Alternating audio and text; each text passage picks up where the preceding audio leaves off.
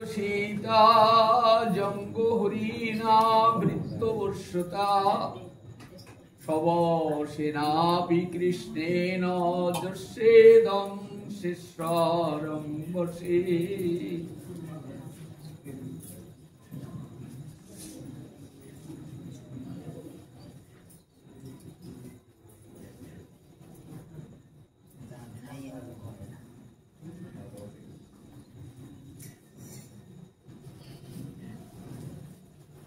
উক্ত শ্লোকে শ্রীল শুকমুনিপাদ বর্ণনা করছেন, হে বৎস পরীক্ষিত, মহারাজ পরীক্ষিতের দিকে দৃষ্টিপাত করে লোকপাল সহ এই ব্রহ্মাণ্ড যাহার বশীভূত, সেই পরম স্বতন্ত্র স্বয়ং ভগবান সর্বমনোহর শ্রীকৃষ্ণ এই রূপে মা যশোদার বন্ধনকে অঙ্গীকার করে তিনি উদুফলের সহিত বন্দিত হইয়া রহিলেন। কালকে আমরা এটিকে আস্বাদন করেছিলাম।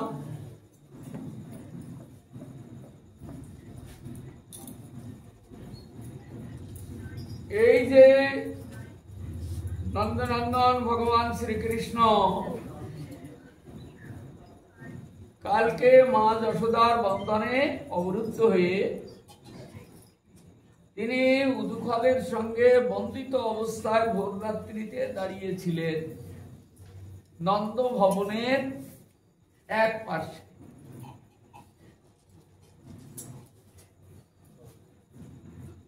মা যশোদা নন্দনন্দনকে বেঁধে রেখে তিনি গৃহকর্মে চলে গেলেন। নন্দনন্দন একাকী দাঁড়িয়ে আছে।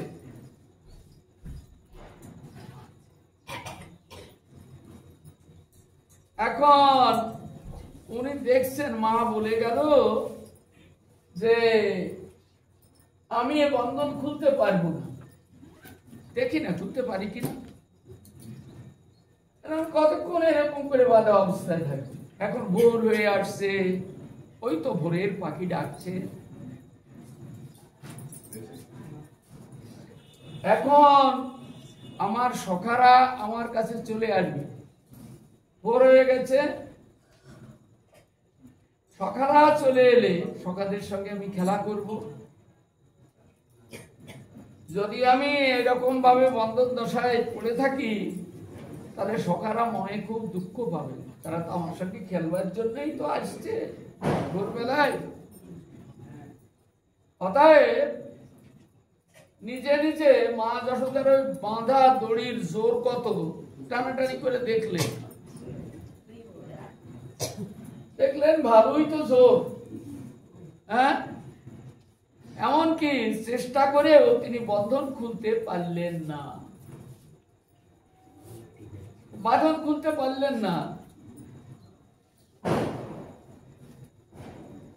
তাহলে এখানে শুকমুনিপাদ মহারাজ পরীক্ষিতকে বর্ণনা করে শোনাচ্ছেন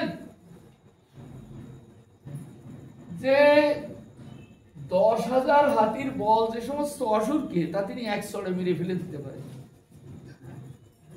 কাউকে গলা টিপে মেরে ফেলে দিতে পারে, এত শক্তি সম্পন্ন। আর মা যশোদার বেনুনির দড়ির বাঁধনটা খুলবেন এই ক্ষমতা তার নেই।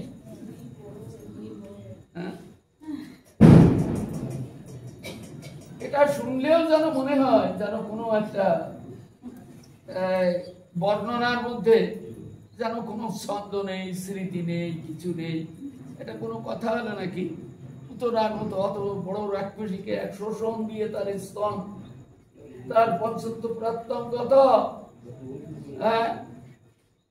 তারপর সকটা আসুর, কত বড় আসুর মায়াবী, তাকে এক লাঠিতে, ছোট্ট এক লাঠি বা ভয়ের লাঠিতে মেরে ফেলে দিল। তৃণাবর্তকে গলা টিপে মেরে ফেলে দিল, উপর উঠে নিয়ে গেছিল, গলায় টিপছিল, মরে গেল। আর মা যশোদার একটা বেলুনের দড়ি দিয়ে উদুকলের সঙ্গে তাকে বেঁধে রেখেছে। উদুকল আবার কি? আরে বাঁশের চেড়া, তাতে ওই বেতের দড়ি দিয়ে সেগুলো বাঁধা। হ্যাঁ হ্যাঁ, বেতের দড়ি দিয়ে বাঁধা, যার উপরে মা যশোদা ওই হাড়ি কুড়ি রাখে, যার উপরে। তার সঙ্গে মা যশোদার বেরুনির দড়ি, পট্ট দড়ি, পাড় দিয়ে তৈরি করা, তাই দিয়ে তার কোমরের সঙ্গে উদুখলের সঙ্গে বেঁধে রেখেছে। এখন সে উদুখল নিয়ে সত্যিও পাচ্ছে না, আর বাঁধনও খুলতে পারছে না, আর টেনেও ছিঁড়তে পারছে না। শুনলে মনে হয় এটা অসম্ভব। এই জন্য মননশীল মহারাজ পরীক্ষিত মন দিয়ে শুনছেন জিনিসটা শুনে হয়তো তার মনে হবে এটা কেমন হলো, বা মনের সঙ্গে ঠিক তিনি মিলাতে পারছেন না। এত বড় বলিয়ান তিনি একটা বেনুনির দড়ি ছিঁড়তে পারবেন না বা খুলতে পারবেন না, এটা কখনো হয়?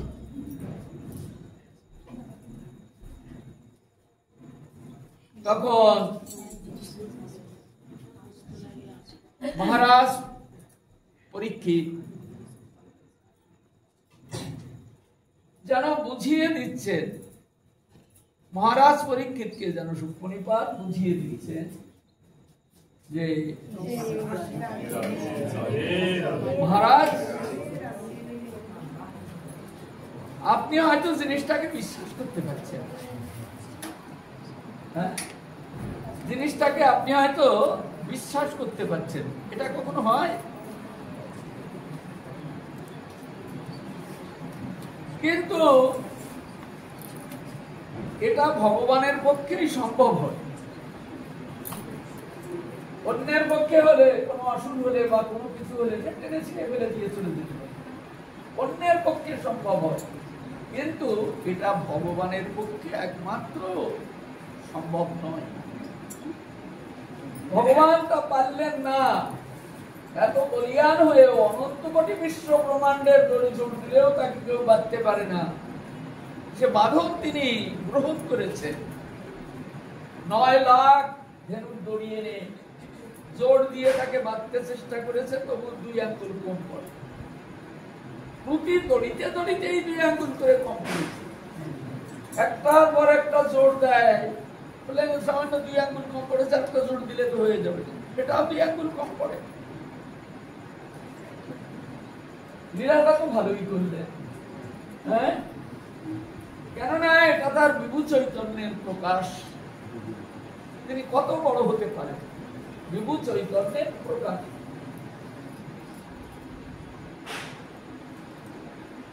কিন্তু এই যে পট্ট দড়িটা দিয়ে মা তাকে বাধ্য উদুখলের সঙ্গে, বন্ধন তিনি স্বীকার করলেন, তাকে বাধ্য উদুখলের সঙ্গে। তুমি খুলে যেতে পারবেন না ওই সামান্য একটু ছোট্ট দড়ির বাঁধন, এটা কখনো হয়? বা তিনি টেনে শিখতে পারবেন না, এত বড় বলিয়ান তিনি একটা দড়ির বাঁধন ছিঁড়তে পারেন না।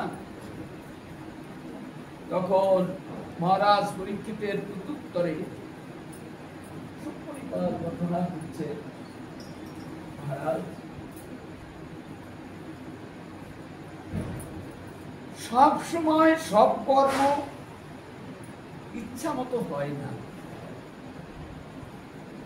যিনি ভগবান, তিনি ধর্ম বিচার করে জগৎকে শিক্ষা দিতে এসেছেন। কোনটা ধর্ম, কোনটা অধর্ম, এগুলি বিচার করে জগৎকে শিক্ষা দিতে। তিনি হুঙ্কার করে এসে বলেছেন তা নয়। কেননা ভগবান যেরকম ধরনের আচরণ করবেন, জগতের জীব সেই শিক্ষাটা গ্রহণ করবে। এই জন্য ভগবান চিন্তা করছেন, আমার মা বলে গেলেন যে এই দড়ির বাঁধন তুই খুলতে পারবি না, টেনেও ছিঁড়তে পারবি না, এইখানে বাধা পড়ে থাক। এখন আমি যদি টেনে ছিঁড়ি, তাহলে মায়ের যে সত্যতা সেটাকে জগৎ থেকে আমি নষ্ট করি। মায়ের যে সত্যতা, মায়ের যে দৃঢ়তা, এটা হানি হবে। অতএব তিনি টানাটানি করে দেখলেন সত্যই এটা আমি খুলতে পারবো না, কেননা একটু সামান্য দড়ির বাঁধন নয়, এটা হলো বাৎসল্য প্রেমের দড়ির বন্ধন। এই দড়িটা যদি তিনি ছিঁড়ে ফেলেন, তাহলে বাৎসল্য প্রেমের উপর কুঠার আঘাত করা হবে না। বাৎসল্য প্রেম বলে তাহলে জগতে কিছুই নেই। 4 প্রকার প্রেম নিয়ে তিনি জগতে এসেছেন। ভগবান 4 প্রকার প্রেমের অধীন হয়ে এসেছেন। তাই এটা তো বাৎসল্য প্রেমের দড়ির বন্ধন, তিনি এটার অধীন থাকবেন, এটার থেকে তিনি মুক্ত হতে পারবেন না। তাই বন্ধন দশায় দাঁড়িয়ে আছে। এমন সময় ভোরের পাখি ডেকে উঠেছে, ডালে ডালে পাখি ডাকছে, ভোরের ইঙ্গিত দিচ্ছে। এদিকে কৃষ্ণের সমবয়স্ক সখাগণ তারা খেলা করবার জন্য আজকে একবার প্রত্যুষে উঠে ছুটছে। যাই, তাড়াতাড়ি যাবো আজকে। কেন যাবে? ভাই কানাই আজ একা আছে। হ্যাঁ, একা আছে, তাড়াতাড়ি গিয়ে তার সঙ্গটা পাবো। আজকেও বাড়িতে নেই গোপীরা, তারা গিয়ে কোনো বাধা বিঘ্ন সৃষ্টি করবে না। আজ আমরা কানাইয়ের সঙ্গে গিয়ে একান্তে নির্বিঘ্নে প্রাণ ভরে খেলা করব। তাই সখারা এসে দেখে কানাই কানাই বলছে, এমন ভঙ্গি করে বলছে, এই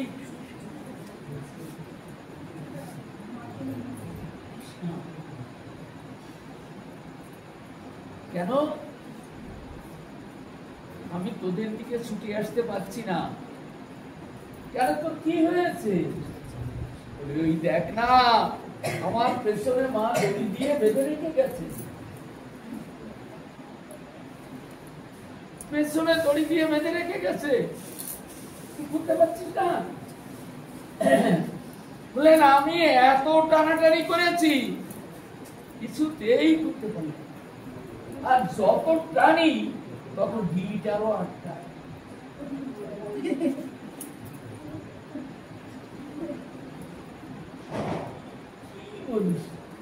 ওই তো ওই দড়ি, এই সামান্য পাটের দড়ি,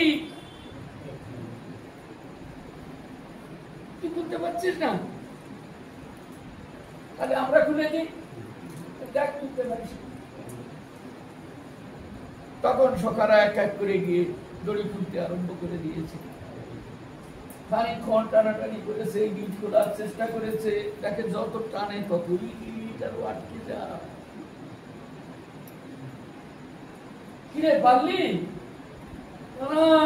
পারলাম না, আমিও পারলাম না। দেখি আমি একটু দেখি। এমনি করে সখারা চেষ্টা করে সকলে ব্যস্ত হয়ে গেল, কেউ খুলতে পারল।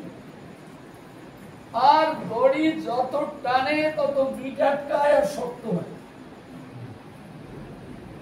ততই কঠিন হয়। কেন এরকম হচ্ছে? কেন এরকম হচ্ছে?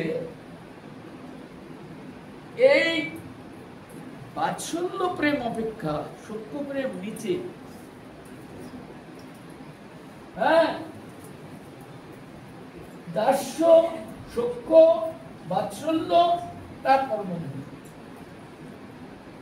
তাহলে মা যশোদা বাৎসল্য প্রেমের দড়ি দিয়ে তাকে বেঁধেছেন, সেটা সত্য প্রেম। তোদের প্রেম তো তার থেকে ছোট, তোরা এই বড় প্রেমের দড়িটা মন্ত্র। তাই তারা এই দড়ি খুলতে কেউ পারবে না, কেউ খুলতে পারলো না।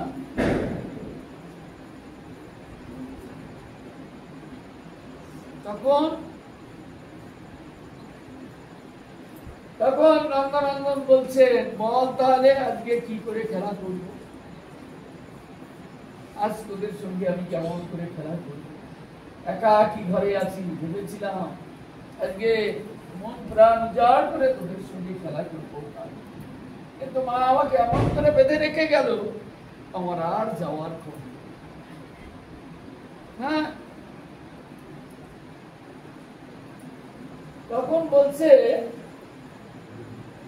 একটা খেলা খেললে হয় না, এই অবস্থাও তো একটা খেলা খেলা। কি খেলা বললেন? এই দুঃখটা কাজ করে ফেলেছে, দাঁড় করানো রয়েছে উদুখল, মোটা মাথা তলায়, সরু মাথা উপরে দাঁড় করানো রয়েছে, উদুখলটা ঠেলে ফেলে দিল। সখারা ঠেলা ঠেলি করে উদুখলটা ফেলে দিল। এইবার কি করবি? বললেন এইবার ওই দেখছিস আমাদের বাড়ির দুয়ারে বিশাল দুটি বৃক্ষ দাঁড়িয়ে আছে, ওই দুয়ারে এই উদুখলটা তোরা ঠেলবি, ঠেলতে ঠেলতে ওই গাছের সঙ্গে নিয়ে বাঁধিয়ে দিবি, আর আমি গাছের উপরে গিয়ে এমন হেসকার টান দেবো, দেখবি বাঁধন ছিঁড়ে যাবে।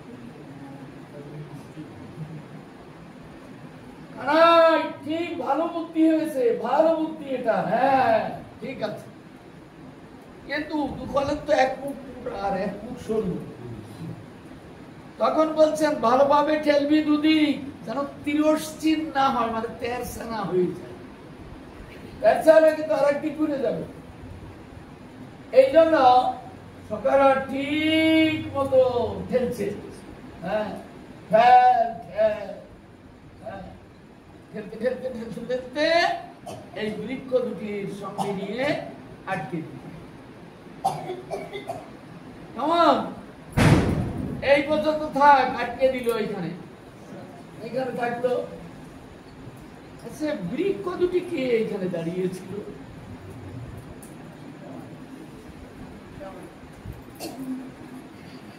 এই বৃক্ষ দুটির নাম জমাল এবং অর্জুন, এই দুটি বৃক্ষ।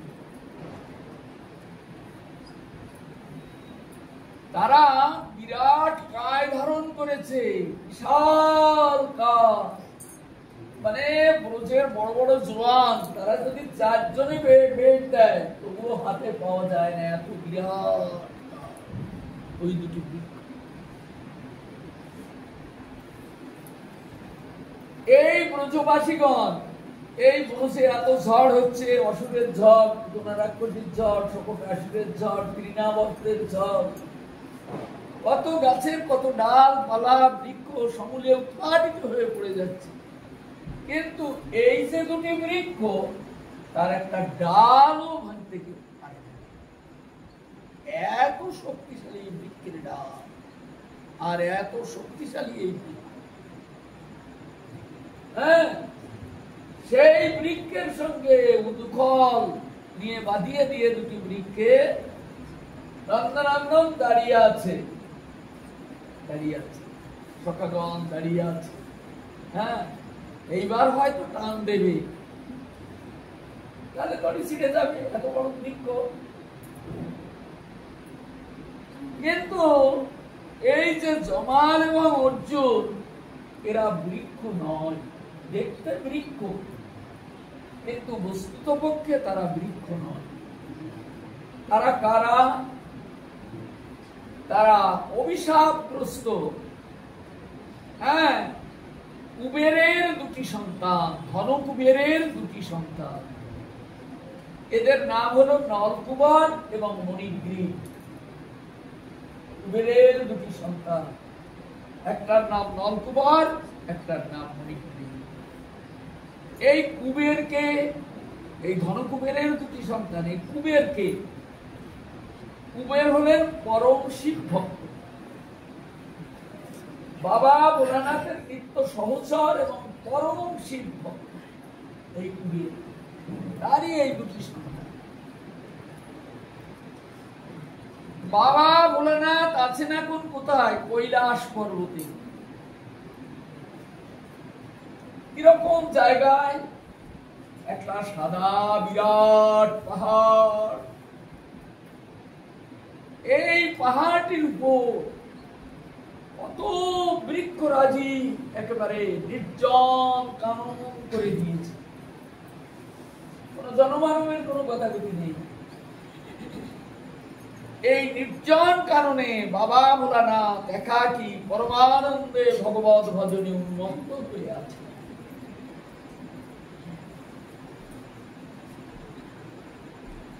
এটা এই পর্বতটির নাম কৈলাস পর্বত। এই কৈলাস পর্বতের পাড় দিয়ে ওই স্বর্গগঙ্গা নেমে এসেছে। স্বর্গগঙ্গা, যে গঙ্গা ব্রহ্মার কৌমণ্ডল থেকে উৎপত্তি হয়েছে। কেননা গঙ্গার উৎপত্তি কোথায়? গঙ্গার উৎপত্তি বামন ভগবান যখন বাঁ পা উপরের দিকে তুলে দিয়েছিলেন, তখন এই পায়ের বুড়ি আঙ্গুলটা ব্রহ্মলোকে প্রবেশ করিয়ে ব্রহ্মার সামনে ভগবান এই পায়ের আঙ্গুলটা ধরেছিলেন। যখন নখটা ধরেছিলেন তখন এত আলো প্রবাহিত হয়েছিল যে ব্রহ্মলোক একেবারে আলোময় হয়ে গেল ওই নখের আলো। অথচ এই ব্রহ্মলোক সবসময় আলোময় থাকে, কেননা ব্রহ্মা তো আলোর মূলতি। সব সময় এই ব্রহ্মলোক আলোময় থাকে। হ্যাঁ,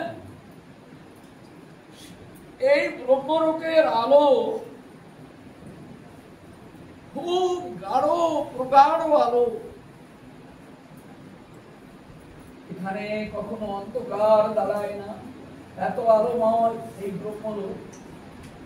কিন্তু ভগবান বামনদেব যখন ত্রিপাদ ভূমি সে দখল করতে নিয়ে যখন পাটা উপরের দিকে তুলে দিলেন বা পাটা, তখন তার নখের জ্যোতি বা পায়ের দুই আঙ্গুলের নখের জ্যোতিটা ব্রহ্মলোকে যখন পড়ল, তখন ব্রহ্মলোকটা নিষ্প্রভ হয়ে গেল।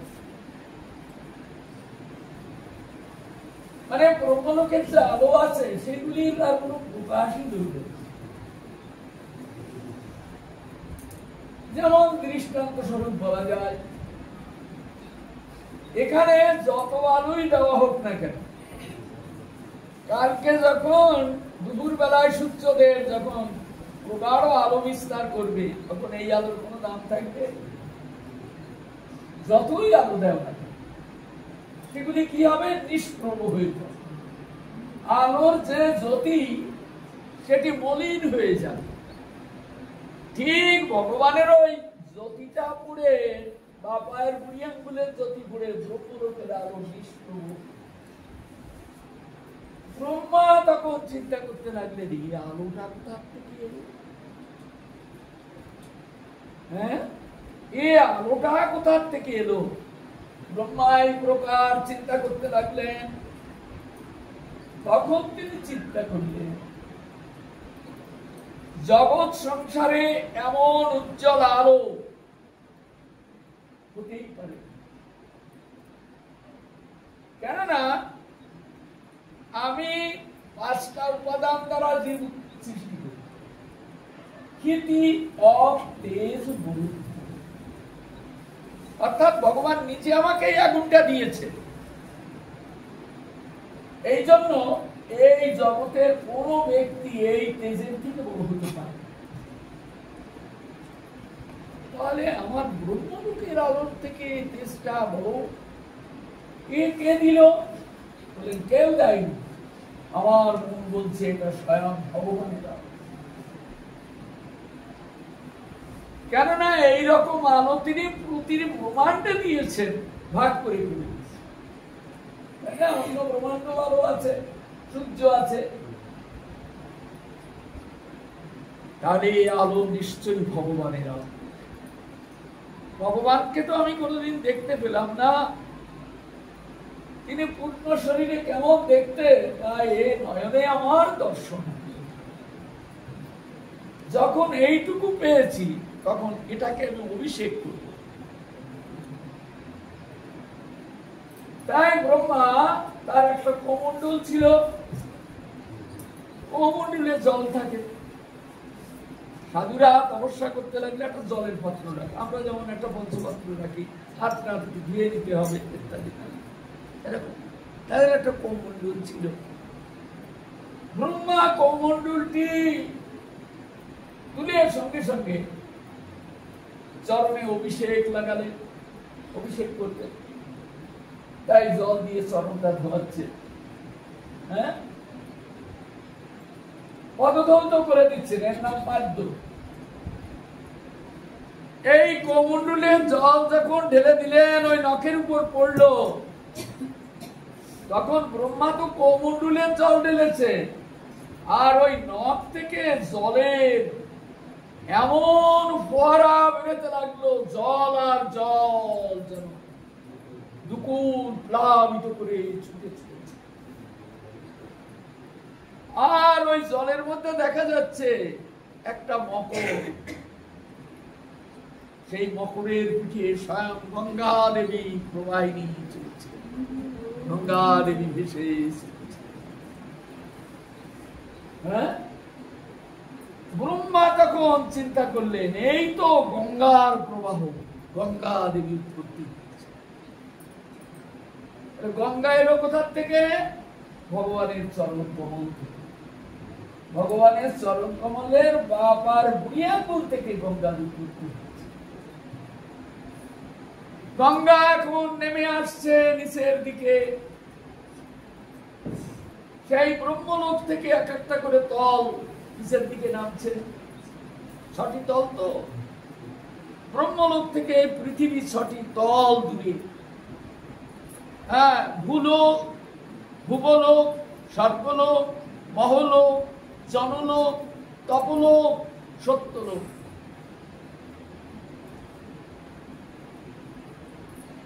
এখন ওই গঙ্গা উপর সত্যলোক থেকে নামছে নিচের দিকে, নামতে নামতে সর্বলোকে এসেছে।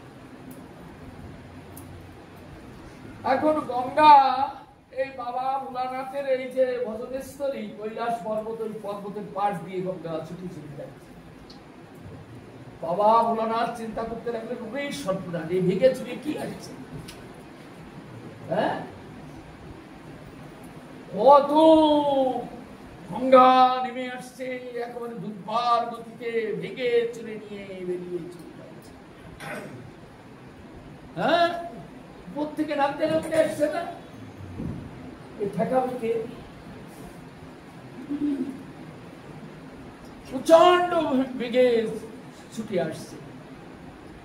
তখন বাবা ভোলানাথ মনে করলেন যে না, এই গঙ্গাকে রুখতে গেলে আমার নিজেকে ভজন বসে থাকতে হবে না, আমার উঠে পড়তে হবে। বাবা ভোলানাথ উঠে পড়লেন, চিন্তা করলেন গঙ্গাকে আমি এখান থেকে যেতে দেব, আমি এখানে আটকে রাখবো। তখন তিনি কি করলেন, বাবা ভোলানাথের জটাগুলি বিছিয়ে দিয়ে ওই গঙ্গাকে আটকে, গঙ্গা আটকে গেল বাবার জটায়। হ্যাঁ, বাবা ভোলানাথের মাথায় জটাটা কতটুকু, আমরা সব কিছুকে মনে করি বোধহয় ছোট ছোট কেননা আমাদের স্বভাবটাই হলো ছোট্ট একটু গোপাল, ছোট্ট একটু রাধা কৃষ্ণ, নাহলে এইটুকু একটু কিছু ঠাকুরের বিগ্রহ, হ্যাঁ, এইটুকু ফুল তুলসী দিয়ে আর মনে করি ভগবান বোধহয় ওইটুকু। হ্যাঁ, কিন্তু তিনি যে কত বিরাট, সেগুলি ভগবানের বৈভবগুলি না শ্রবণ করলে, না চিত্তের মধ্যে ঢুকালে সব কিছু বোঝা যাবে। বৈভবটা কত, অত বড় গঙ্গা নেমে আসছে, ঠেকানোর ক্ষমতা জগৎ সংসারে কারুর নেই, ভেঙে চুরে নিয়ে চলে যাবে। বাবা ভোলানাথ তার জটাগুলি দিয়ে ওই গঙ্গাকে বাদ দিয়ে ফেললে, দেখিয়ে দিলে, আর গঙ্গা যেতে পারল ওইখানে আটকে পড়ে গেল। হ্যাঁ, তাহলে এখন যদি আমরা বলি কেউ এই তো গঙ্গা নেমে এসেছে, কিন্তু এই গঙ্গাকে নামালো কে? এই গঙ্গাকে নামালো ভগীরথ। সাগর বংশকে উদ্ধার করবার জন্য ভগীরথ গিয়ে বাবা ভোলানাথের চরণে প্রার্থনা করেছিলেন, যে বাবা আপনি কৃপা করুন, সাগর বংশ নষ্ট হয়ে যাচ্ছে একদম। হ্যাঁ, এই গঙ্গার জল যদি তারা না পায়, তারা কেউ বাঁচবে না, সব ডুবে যাবে।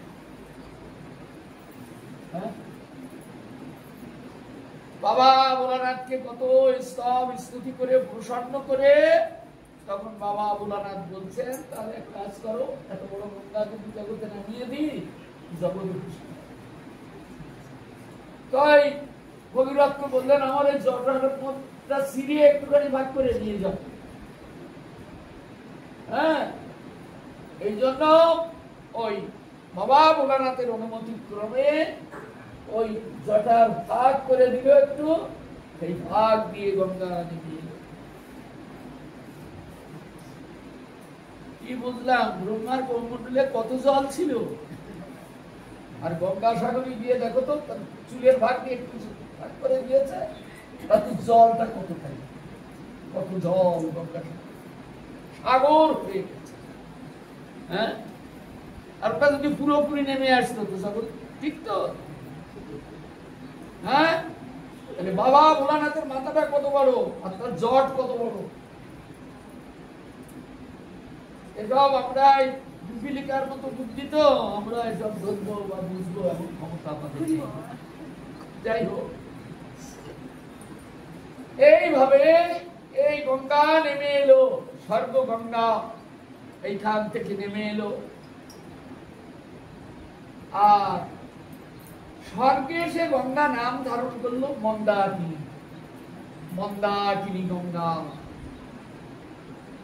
এক এক জায়গায় এক এক নাম গঙ্গা। হ্যাঁ,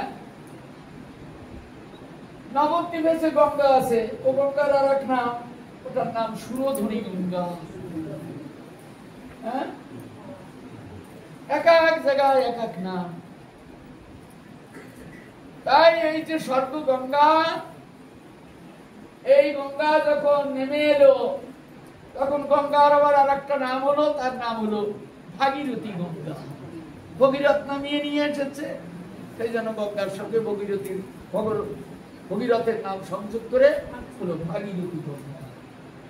এক এক জায়গায় ভগবানের এক এক মহিমা বিস্তার হয়ে আছে। আমরা এই সংসার কর্মে শুধু খাই খাই আর ঝগড়াঝাটি গন্ডগোলের মধ্য দিয়ে ভগবানের যে স্মৃতিকে আমরা হৃদয়ে তুলে ধরবো, এই সময় নেই, সময়টাই নেই এগুলোকে আমরা আস্বাদন করি। হ্যাঁ, তো এই গঙ্গা যখন বাবা ভোলানাথের কৈলাস পর্বতের পাশ দিয়ে আসে, তখন এই গঙ্গার নাম হয় মন্দাকিনী গঙ্গা। হ্যাঁ, বাবা যেখানে ভজন সাধন করেন সেখানে কোনো লোকজন নেই, স্বর্গে তো মানুষ থাকবে না, সেখানে তো দেবতারা। এক পারে বাবার ভজনস্থলী, অন্য পারে 33 কোটি দেবতার বাস।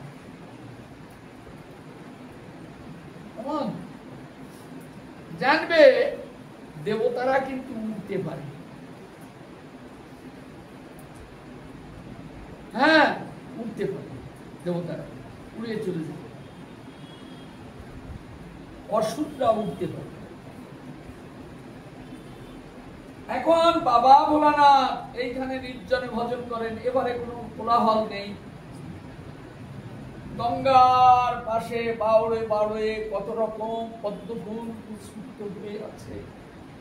গঙ্গার ভাঁজ না, ভাঁজ দিয়ে এই একটা বাউল, ভাঁজ, গঙ্গার ভাঁজ, ওখানে কত পদ্মফুল ফুটে আছে। হ্যাঁ, বিভিন্ন প্রকার জলজ পুষ্পে পরিশোভিত। গাছে গাছে কত ফুল ফুটে আছে, নির্জন, কোন লোকের কোলাহল নেই, কত ফুল ফুটে আছে। সেইখানে শুধু শোনা যায় ভ্রমরের গুঞ্জন, কোকিলের কুহুতান, আর মলয় হিল্লোলে সুগন্ধে ভরা এই বাবা ভোলানাথের এই নির্জন এই পর্ব। বাবা তপস্যায় থাকে, এই বাবার সেবা করবার জন্য বাবার একেবারে মন্ত্র দীক্ষিত একজন সেবক আছেন, তার নাম হলো কুবের। এই কুবেরের কথা বলতে গিয়ে এত কথা বলতে হচ্ছে। এই কুবেরের নাম হয়েছে ধনু কুবের। ধনু কুবের আবার হলো কেন? কুবের হলে হলো, ধনু কুবের কেন? বললেন ধনু কুবের নাম পরে হয়েছে। এই কুবের বাবা ভোলানাথের নিষ্কিঞ্চন ভাবে সেবা করেন, সে কোনো পয়সা করি বাবার কাছ থেকে নেয় না, নিষ্কিঞ্চন ভাবে বাবা ভোলানাথের সেবা করেন। সেবা মানে কি? একটু পার্টি দেখলাম সেবা, তা নয়। সেবা মানে সুখ দেওয়া, সর্ববিধ ভাবে সুখ দেওয়া, তাকেই বলা হয় সেবা। এখন এই কুবের বাবা ভোলানাথের সর্বপ্রকার সেবা করে, যা বাবা ভোলানাথের প্রয়োজন সঙ্গে সঙ্গে কুবের চুকিয়ে নেই বাবা ভোলানাথ। মানে একেবারে নিজেকে নিমজ্জিত করেছেন বাবা ভোলানাথের সেবা, নিজের সুখ সে চায়। এখন বাবা ভোলানাথ রাত নেই দিন নেই ভজনে পড়ে আছে, একেবারে নিষ্কিঞ্চন ভাবে ভজনে পড়ে আছে। অনন্তদেবের আনন্দ পরিবর্ধন করবার জন্য, কেননা অনন্তদেব ব্রহ্মাণ্ড ছেড়ে দিতে চেয়েছিলেন, বাবা ভোলানাথ সেইখানে বলেছেন আপনি আমাকে কৃপা করুন, আমি ভগবানকে এনে দেবো আপনার করে। হ্যাঁ, আপনি ছাড়বেন না, এমন সুন্দর সৃষ্টি। তাই অনন্তদেবের কথা অনুসারে বাবা ভোলানাথ এখানে ভজন করছেন। কিন্তু ভজন করলেই কি ভগবান চলে আসবে? হ্যাঁ, তার মনটাকে জয় করতে গেলে চাই তো প্রেম, চাই ভালোবাসা, তবে তো ভগবানকে পাওয়া যাবে। নিষ্কিঞ্চনতা চাই, মন প্রাণ ভগবানের চরণ কমলে পূর্ণ সমাহিত হওয়া চাই। আমরা তো পারলাম না, হেরে গেলাম, ভগবান দেখা দিলেন না। আশা দিলেন শাস্ত্রের মধ্য দিয়ে, দেখা দিলেন। বাবা ভোলানাথ তার দেখা পাওয়ার জন্য সব পরিত্যাগ করছেন, এমনকি কাপড় চোপড় করছেন, ভালো ভালো কাপড় করতেন। হ্যাঁ, পার্বতী দেবীর স্বামী, হ্যাঁ, স্বয়ং দক্ষ রাজের কন্যা, রাজকন্যা বিবাহ করেছেন। হ্যাঁ, কিন্তু ভজনে এত ঢুকে গেছেন যে একটা বাঘের ছাল, একটা গদির উপর বসবে না, চর্মাসনে বসে, চামড়ার একটা আসন তাতে বসে। যদি কোন সাধুর দেহ কোন জায়গায় দাহ হয়, তবে ওই ছাইয়ে গিয়ে গড়াগড়ি করে, ভস্ম মাখে গায়ে। মানে এমন করে কেন? গায়ে ছাই মাখি দিয়ে। বললেন বাবা ভোলানাথ চান, জানি না এই সাধু ভগবানকে কত ভালোবাসে,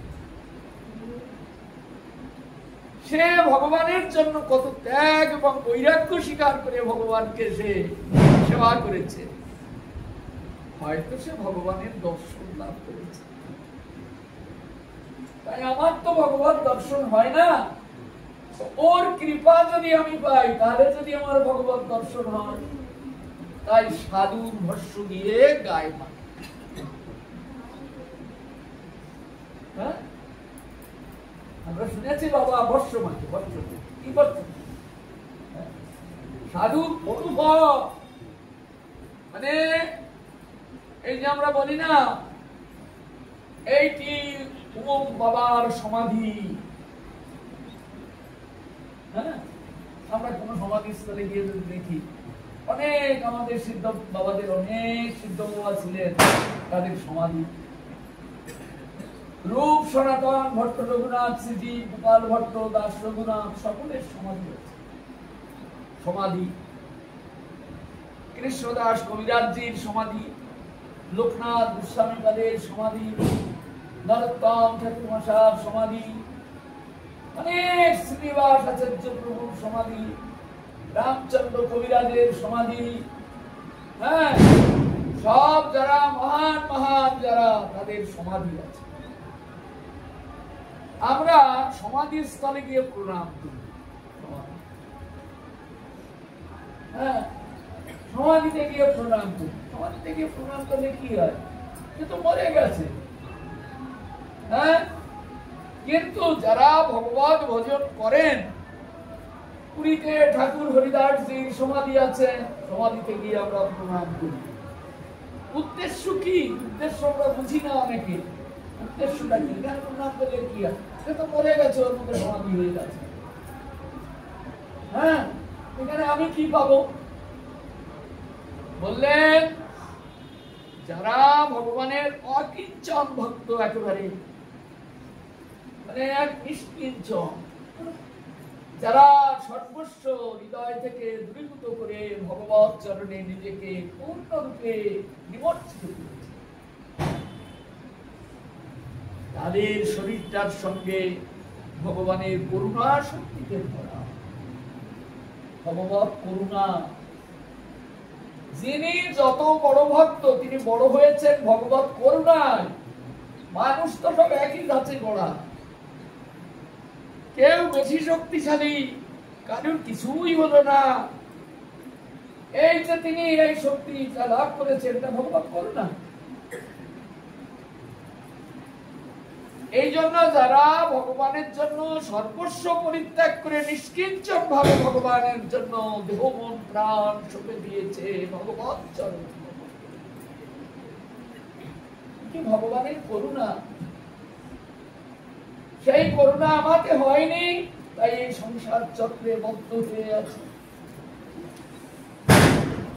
যদি তার করুণা হতো তাহলে আমিও গঙ্গা স্রোতের মতো ভেসে গিয়ে গোবিন্দ চরণে, কিন্তু সেটা তো আমার ভাগ্যে হয়নি। ভগবত করুণা। তাই যারা মহান উদার ব্যক্তি, তাদের এই উদারতা, তাদের এই নিষ্কিঞ্চনতা, এগুলি ভগবান তাদেরকে করুণা করে দিয়েছে জগতে দৃষ্টান্ত স্থাপন করবার জন্য। জগতের জীবকে তার স্পর্শের দ্বারা করুণা শক্তি সঞ্চার করে রেখেছে, এটা ভগবত করুণা। তাই সমাধিতে গিয়ে আমরা প্রণাম করি, হে বাবা, হে প্রভু, হে নাথ, হে দয়াল, আপনি যে করুণা ভগবানের লাভ করে জগতে আদর্শকে স্থাপন করে রেখে গেছে, আর এক বিন্দু আমাকে দিয়ে। তাই মহৎ ব্যক্তিগণের সমাধিতে গিয়ে আমরা প্রণাম করি, কৃপা করুন বাবা, কৃপা করুন। তাই বাবা ভোলানাথ এমনি করে সেই সমস্ত ছাই ভস্মকে বিদায়, এটাই ভাগবতের মধ্য দিয়ে দৃষ্টান্ত স্বরূপ শুক্রনিপাত বর্ণনা করছে। তাদের কৃপা পাওয়ার জন্য, তারা যে কৃপা ভগবানের থেকে পেয়েছে, হ্যাঁ, কেননা তারা ভগবত কৃপা লাভ করেছে। রূপ গোস্বামীপাদ সাক্ষাৎ ভগবানকে দর্শন করেছে, হ্যাঁ, সনাতন গোস্বামীপাদ সাক্ষাৎ ভগবানকে দর্শন করেছে। তিনি বিগ্রহ রূপে তাদের মধ্য দিয়ে প্রকটিত হয়েছে। নানান রকম হরিদাস ঠাকুর তার মৃত দেহটাকেও মহাপ্রভু করে করে নিয়ে নৃত্য করেছে। সব সাধারণ নয় তো,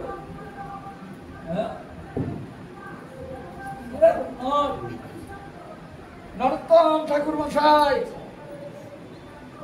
কত বৈষ্ণব জগতের স্তব স্তুতি গুণ কীর্তন করে রেখে গেছেন। সেই যে নরোত্তম ঠাকুর মশাই স্মৃতি, নরোত্তম ঠাকুর মশাই কিন্তু দেহ সমাধি নেই। নরোত্তম ঠাকুর মশাই যখন দেহ রেখেছিলেন তখন তার অঙ্গের ফুল কত। নরোত্তম ঠাকুর মশাই যখন গাম্ভীরার ঘাটি নিয়ে নারায়ণ নারায়ণ রামকৃষ্ণ নরোত্তম ঠাকুর মশাই শিষ্য তাদের বলেছিলেন আমার একটু গাটা একটু ডলে দেবে। এখন গা ডলছে দুইজনে, তারা বুঝতে পারছে না হাতি কি বলছে, দুধ বেরোচ্ছে বলে এমনি করে সমস্ত শরীর বলে গেল এবং সমস্ত দুধ পদ্মার স্রোতে তার যে গলার যে মালাটা ছিল ঠাকুর মশাই গলার মালা, তাই এক একটা ফুল নিয়ে এক এক জায়গায় সমাধি দিয়েছে। তার একটা মুদা বলে সমাধি, লোকনাথ গুরু সমাধি পাঠ।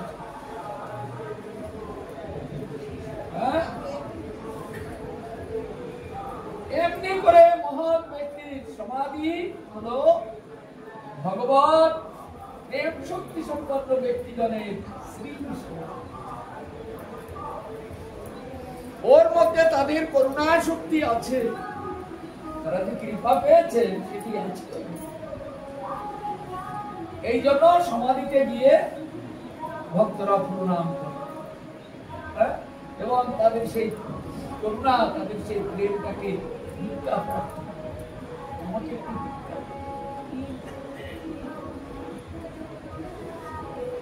তাই বাবা ভোলানাথ এমনি করে যারা ভগবানের প্রিয় ব্যক্তি তারা যখন দেহ রাখতেন সেই দেহের বস্ত্রগুলি গায়ে। এই বাবা ভোলানাথ কৈলাস পর্বতে তিনি তপস্যায় নিমজ্জিত হয়ে আছেন। এখন দেবতাদের লোভ হয় বাবা ভোলানাথের ভজন, দেবতাদের লোভ হয় বাবা ভোলানাথ যে পুরোটার ভজন করছেন, আমরা যদি একটু ভজন করতে পারতাম। তাই দেবতারা ওই বাবা ভোলানাথকে দর্শন করতে যায়। এখন সাধু দর্শনে যায়, বাবা ভোলানাথ তো সাধু, বৈষ্ণবানাম শ্রেষ্ঠ শম্ভু, এত ভজন করো তখন কেউ করতে পারি এত ভজন, এরকম ত্যাগ, এরকম বৈরাগ্য, নিষ্কিঞ্চন বাবা ভোলানাথ। আহার বিহার বসন ভূষণ সব দিক দিয়ে নিষ্কিঞ্চন।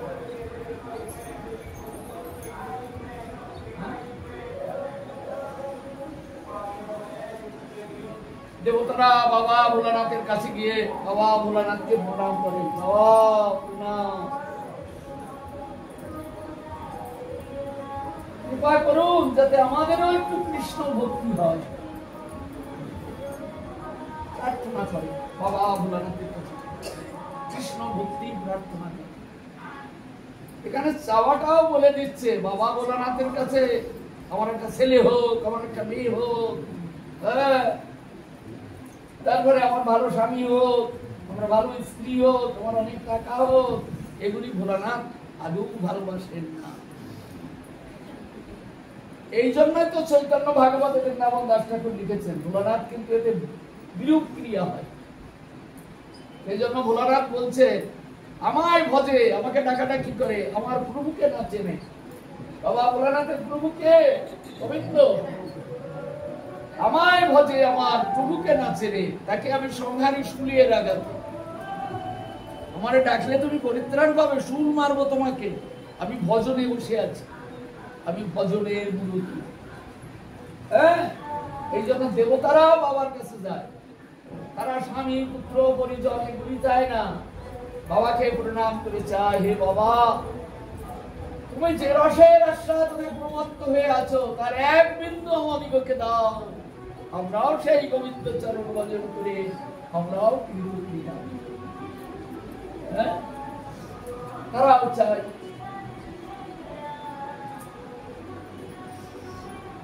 ভগবান ভজন প্রার্থনা করে। কিন্তু এই যে দেবতারা বাবা ভোলানাথকে দর্শন করতে যায়, হ্যাঁ, এইদিকে জায়গা আছে, অনেক জায়গা আছে, এদিকে বাবা ভোলানাথকে দর্শন করতে যায়। তারা দর্শন করতে যায় খালি হাতে না, খালি হাতে বৈষ্ণব দর্শন হয় না, কিছু নিয়ে যেতে হয়। হ্যাঁ, খালি হাতে বিগ্রহ দর্শন নিষেধ আছে। এই যে ভগবানের বিগ্রহ বসে আছে, সেবা হচ্ছে, সেখানেও খালি হাতে যাওয়া নিষেধ, কিছু না কিছু নিয়ে যাও। বৈষ্ণব দর্শন করতে যাবো, নিষেধ একজন বৈষ্ণব তাকে দর্শন করতে যাবো, খালি হাতে যাবো, এটা দেবতারা শিখিয়েছে। হ্যাঁ, ইত্যাদি ইত্যাদি। মহৎ দর্শন করতে গেলেই কিছু না কিছু দক্ষিণা দিতে হবে। এই জন্য দেবলোকে সোনা দানা হীরা রত্ন জহরত মণি মাণিক্য কাঞ্চন নেই, এন জিনিস নেই, সব দেবলোকে আছে। যেগুলি নিয়ে আমরা টানাটানি করি, একটুখানি পেলেই আনন্দে আত্মহারা, সেগুলি দেবলোকে পরিপূর্ণ আছে। এখন যেখানে যা আছে সেইগুলি নিয়ে যাবে তারা।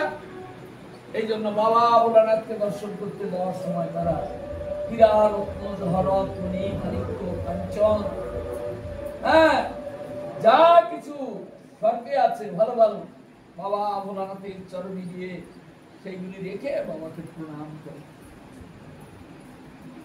এখন বাবা এত নিষ্কিঞ্চন, বাবা এগুলি ছোঁয় না, এগুলি বাবা ছোঁয় না। তখন এই যে কুবের বাবার সেবক, ওই কুবের নিয়ে সেইগুলি সব তুলে তুলে নিয়ে একটা ঘরের মধ্যে নিয়ে রাখে। এই জন্য এর নাম হয়েছে, কুবেরের নাম হয়েছে ধন কুবের। বাবা ভোলানাথের ধন সেইগুলি, এই জন্য এর নাম হলো ধন কুবের। হ্যাঁ, এই কুবেরের দুটি সন্তান, তারা হলো ওই নলকুবর আর মণিগ্রীব, এই দুটি সন্তান।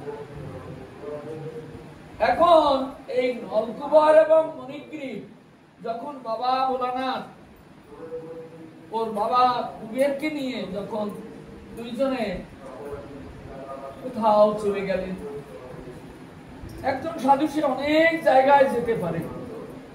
আমরা যেমন কখনো বৃন্দাবনে যাই, কখনো ওই হরিদ্বার গেলাম, কখনো কুরুক্ষেত্রে গেলাম, দ্বারকা মথুরা ইত্যাদি কত জায়গা, নবদ্বীপ পুরী, যেমন আমরা যাই, ঠিক তেমনি ওই ধনকুবেরকে সঙ্গে করে নিয়ে বাবা ভোলানাথ চলে গেলেন।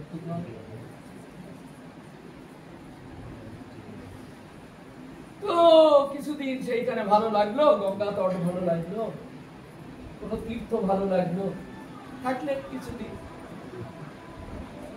এদিকে এই যে ভান্ডারে অজস্র হীরা রত্ন জহরত মণি মাণিক্যে ভরা, এগুলি অনেক দামের জিনিস, কিন্তু এগুলি কুবের বাবা ভোলানাথের সেবায় এত উন্মত্ত হয়ে আছে, তোর খেয়াল থাকবে, হয়তো চাবিটা ফেলে রেখে চলে গেল। তখন বাবা চাবি রেখে গেছে, এটা ছেলেরা তো হাত দিতেই পারে, কেউ কিছু বলতে একদিন। ওই নলকুবর এবং মণিগ্রীব এই চাবিটা বেয়ে খুললো, তালাটা খুলে ওর ভেতর থেকে ভালো ভালো হীরা রত্ন জহরত মণি মাণিক্য কাঞ্চনাদি বের করে নিয়ে আলাদা সরিয়ে দিতে লাগলো। সরিয়ে কি করে, স্বর্গের যত অপ্সরা আছে তাদেরকে দেয়, দিয়ে এই অপ্সরাগণের সঙ্গে একটা অবৈধ সম্বন্ধ স্থাপন করেছে এইগুলো দিয়ে দিয়ে। আর অপ্সরাগণ দেখে ভালো ভালো গয়নাগাটি ইত্যাদি পাচ্ছি, ওরা যা বলে তাই শোনে। একদিন এই মন্দাকিনী গঙ্গায় নেমে জল ক্রীড়া করছে নলকুমার এবং মণিগ্রীব আর সমস্ত অপ্সরা। এমন সময় ঋষিপাদ নারদ নারায়ণ নারায়ণ বিনয় ঝৎকার করে তিনি উপর থেকে নেমে আসছে। হ্যাঁ, নেমে আসছে। তিনি এই মন্দাকিনী গঙ্গার তীরে এসে তিনি চিন্তা করলেন, এই গঙ্গার মধ্যে এত শব্দ হচ্ছে কেন? কিন্তু নির্জন স্থান, বাবা ভোলানাথের ভজনস্থলী, এখানে তো শব্দ হওয়ার কথা নয়। উনি তখন এটা চিন্তা করে উনি কি করলেন, ওইখানে দাঁড়ালেন। দেখি ঋষিপাদ নারদ দাঁড়িয়েছে। ঋষিপাদ নারদ দাঁড়িয়ে এখন দেখছেন, দেখি কি হচ্ছে গঙ্গার মধ্যে। তখন দেখছি স্বর্গের ভালো ভালো অপ্সরা যারা, তারা এই গঙ্গার মধ্যে নেমে সন্তরণ করছে, পাটাহার কাটছে, জল ক্রীড়া করছে। আর এই নলকুমার আর মণিগ্রীব তাদেরকে যা বলছে তারা তাই করছে, তুলের মতো নাচাচ্ছে, আর ওই হই হই শব্দ ইত্যাদি বেরোচ্ছে, আনন্দ করছে। আবার এই দুটো স্বাভাবিক অবস্থায় নেই, স্বর্গের মদিরা পান করেছে, স্বর্গের মদিরা পান করেছে। মদিরা পান করে এই অপ্সরাগণের সঙ্গে অবৈধ জল ক্রীড়া চলছে। তখন ঋষিপাদ নারদ চিন্তা করলেন, এটা তো ভালো নয়। আবার ঋষিপাদ নারদ যখন সেখানে এসে উপস্থিত হয়েছে, তখন তাড়াতাড়ি করে অপ্সরাগণ তীরে উঠে বসন ভূষণ দিয়ে তাদের শরীরের লজ্জা নিবারণ করে তারা উঠে দাঁড়ালেন। কিন্তু নলকুমার এবং মণিগ্রীব তারা বিভৎস অবস্থায় ওই গঙ্গার মধ্যে দুটো কি বলা বলি করছে, আরে তোরা সাধু যেখান থেকে এসেছে এখানে চলে যাক, তোকে দেখে আমরা কি ভয় পাই নাকি? হ্যাঁ, নারদ চিন্তা করতে লাগলেন, এ দুটো কে দেখি। দেখলেন ওই কুবেরের দুটি সন্তান, নলকুমার আর মণিগ্রীব। তখন ঋষিপাদ নারদ চিন্তা করলেন, এরা এখন স্বর্গের মদিরা পান করে কাল হয়ে আছে। এখন যদি আমি এদেরকে উপদেশ দিই, উপদেশ নেবে, কেননা রাস্তায় মদ খেয়ে যদি কেউ শুয়ে পড়ে থাকে, তাকে যদি বলা হয় তুমি এখানে আসো কেন, চলো ঘরে গিয়ে শোবে, চলো, সে বলবে কি আমি ভালো আছি, আমি এখানে সুখ ভোগ করছি। এই তো মদের দশা। যত উপদেশ দেবে না কেন সে কিচ্ছু দেবে না, বলবে ভালো ভালো।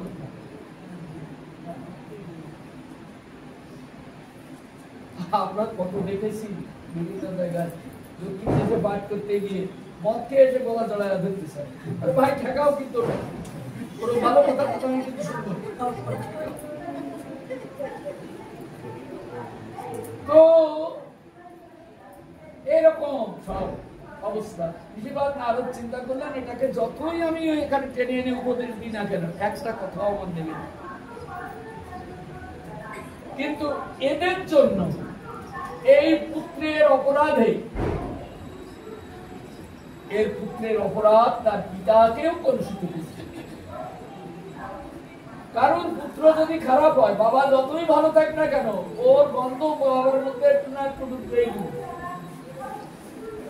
হ্যাঁ, এই জন্য ওর অপরাধটা লেগে যাবে এই কুবেরের গায়ে, আর নিন্দাটা যখন কুবেরের গায়ে লাগবে, সেটা আবার বাবা ভোলানাথের গায়েও লেগে যাবে। হ্যাঁ, এত বড় নিষ্কিঞ্চন বৈষ্ণব,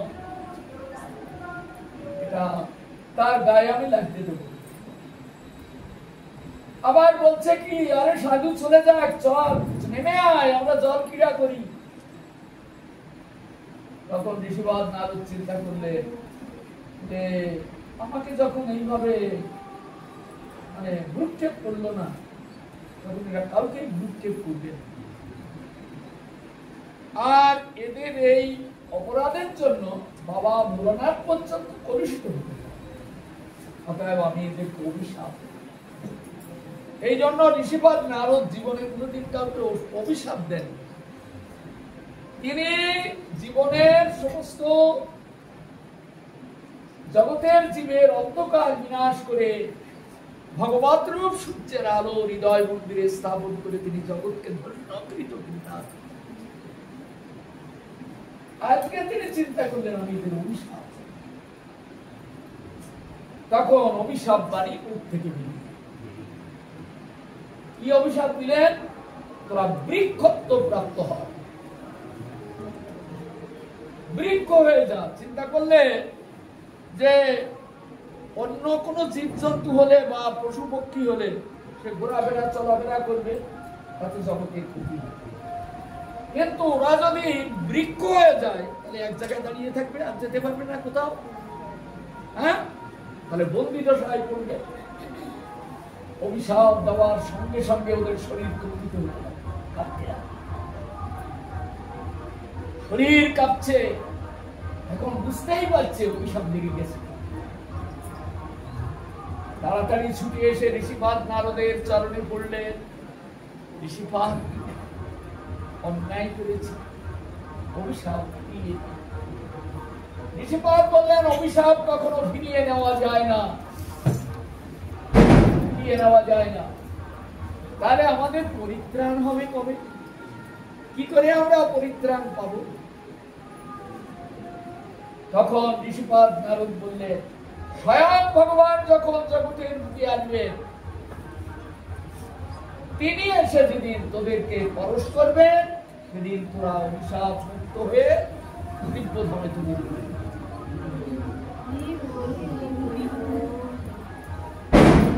ঋষিপাদ নারদ চলে গেলে ওদের দেহ বিনাশ হয়ে গিয়ে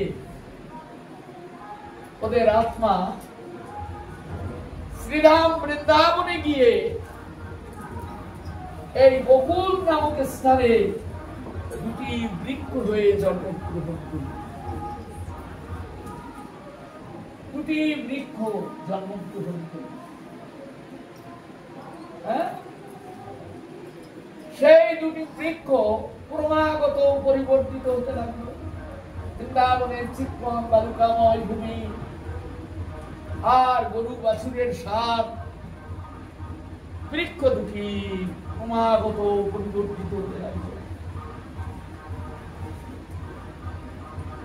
এই অভিশাপের মধ্যে আর একটা ঘটনা আছে, আমি বলিনি। কতকাল বৃক্ষ হয়ে থাকতে হবে? বলে 10,000 বছর। এত বড় শাস্তি, 10,000 বছরে বৃক্ষ হয়ে যদি থাকতে হবে। হ্যাঁ, এমন শাস্তি দিয়ে গেলেন ঋষিপাদ। এখন ওই বৃন্দাবনের বৃক্ষ হয়ে আছে। এই বৃক্ষ কলায় কলায় পরিবর্তিত হতে লাগলো, বাড়তে লাগলো। 10,000 বছর ধরে পাইলে কত বড় হয়? গগনচুম্বী। সুখদেব গোস্বামীপাদ বলছেন এই বৃক্ষ দুটি গগনচুম্বী হয়ে গেল। এই বৃক্ষের ডাল কখনো নিচুর দিকে থাকে না। এই বৃক্ষ, অর্জুন বৃক্ষের ডাল উপরের দিকে, সবসময় উপরের দিকে ডাল করছে। বলে কেন? কেননা এই বৃক্ষ দুটি ভগবানকে ডাকছে, হে প্রভু, হ্যাঁ তুমি কবে আসবে? তাড়াতাড়ি নেমে এসো, এই বৃক্ষ জনি হতে তুমি আমাদেরকে উদ্ধার করো। আজ আর অপ্সরারা কাছে আসছে না, আজকে তাদের নিয়ে আর ভর্তি চলছে না। ওই এক জায়গায় বৃক্ষ হয়ে দাঁড়িয়ে আছে। হ্যাঁ, তাই বিরাট মোটা হয়ে গেছে, বিরাট মোটা। চার জোয়ান যদি ব্যাট দেয় তবুও তাকে বেড়ে পায় না, এত মোটা হয়ে গেছে। আর গগন চুম্বি ডালগুলি যেন আকাশের মেঘটি ধরে, আকাশকে চুম্বন্ত করে দিচ্ছে, এত বিরাট। মানে কত ঝড় বৃন্দাবনে হয়েছে, কিন্তু এর একটা ডালও কেউ কোনো ঝড়ে ভাঙতে পারে, এত অটুট এই বৃক্ষ। নন্দবাবা চিন্তা করলেন, বৃক্ষটিকে যদি ছোটবেলা থেকে তুলে ফেলতাম তাহলে বাড়ির সামনে এত মোটা হয়ে এরকম একেবারে এত বড় হতে পারত। যাই হোক, হয়ে গেছে, এখন তো আর কিছু করার নেই। মনে হচ্ছে যেন চিরকালই থাকবে, কেননা এই বৃক্ষকে কাটবার মতো কোনো অস্ত্র এখন জগতে বেরোয়। ঘাট দিয়ে কতটুকু কাটবে, যে করাত পাওয়া যায় তা দিয়ে কতটুকু কাটবে। এই জন্য নন্দবাবা চিন্তা করেছেন, এই বৃক্ষকে আর কাটা যাবে, থেকেই যাক ব্রজের স্মৃতি, থেকেই যাক। এইভাবে পঞ্চান্ন আমলের পঞ্চান্ন, হ্যাঁ, মানে নন্দবাবার বাবা, তারও আগের থেকে বৃক্ষ এইখানে এসে তারা অবস্থান মতো, মানে তারা এখানে বাড়ছে। এখন এইভাবে দেখতে দেখতে দেখতে দেখতে দিন চলে যায়, দিন তো এক একটা করে চলেই যাচ্ছে। আমরা তো অনুভব করি না আমাদের জীবনের দিন এক একটা করে চলে যাচ্ছে, কতদিন আছি তাও জানি না।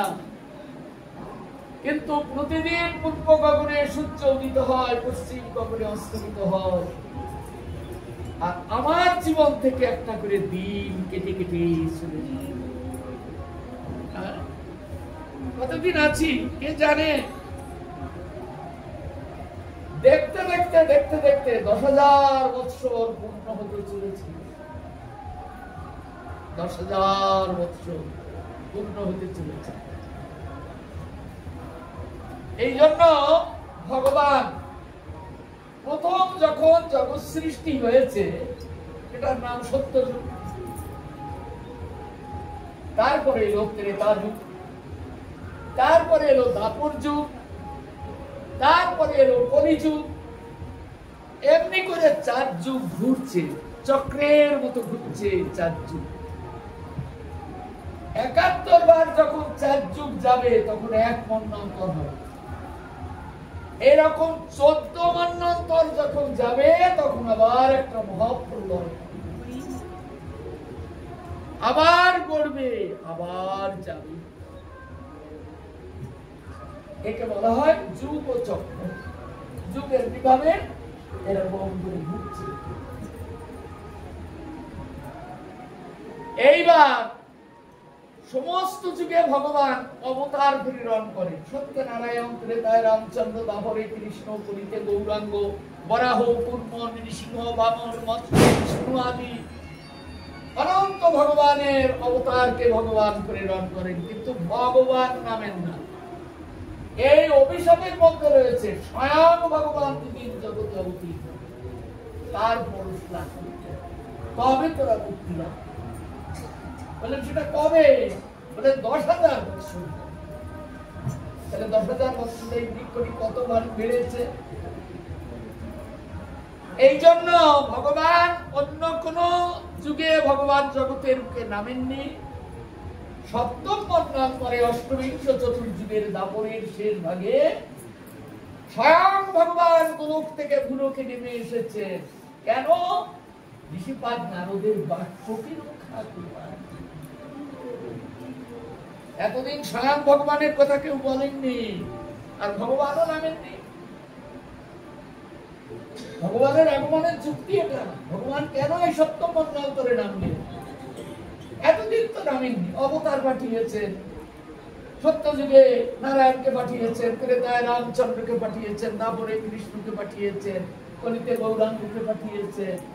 জগতের মেলান যদি শূন্য হয়ে যায়, কোন রকমে পড়ে টড়ে যায়, তখন বলা হোক নৃসিংহ ইত্যাদি কত রকম অবতার তিনি জগতের বুকে প্রেরণ করেছেন, কিন্তু নিজে কখনো নামেন না।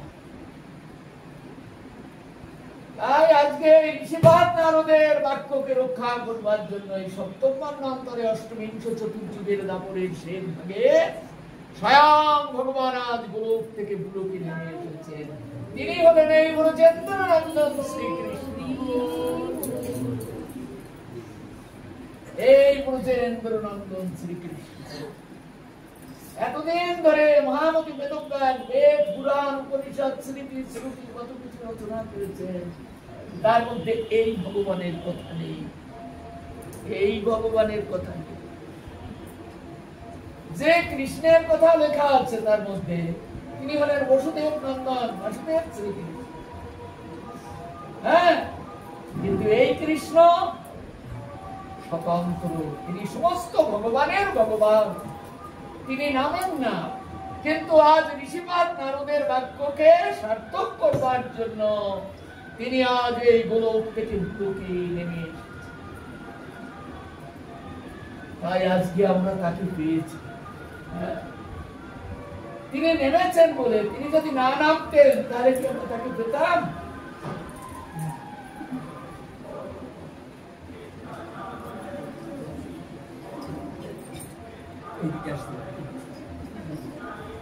সব তোমাদের মুখ নেই, ওরা ওখানে ঘটবে কোথায়? এদিক থেকে জায়গা আছে।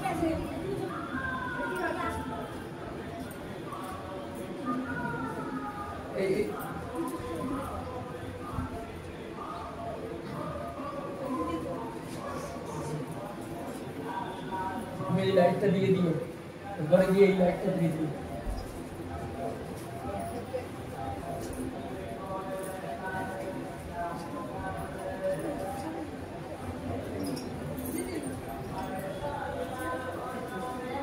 এই যে ভগবান নন্দনন্দন শ্রীকৃষ্ণ আজ জগতের বুকে এসে অবতীর্ণ হলেন।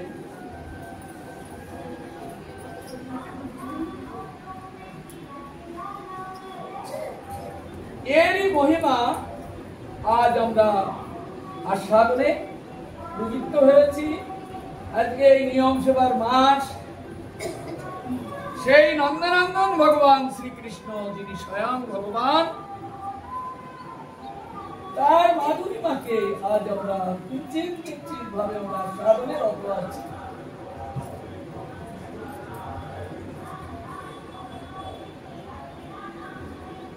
তাই আমরা আজকে জানতে পারলাম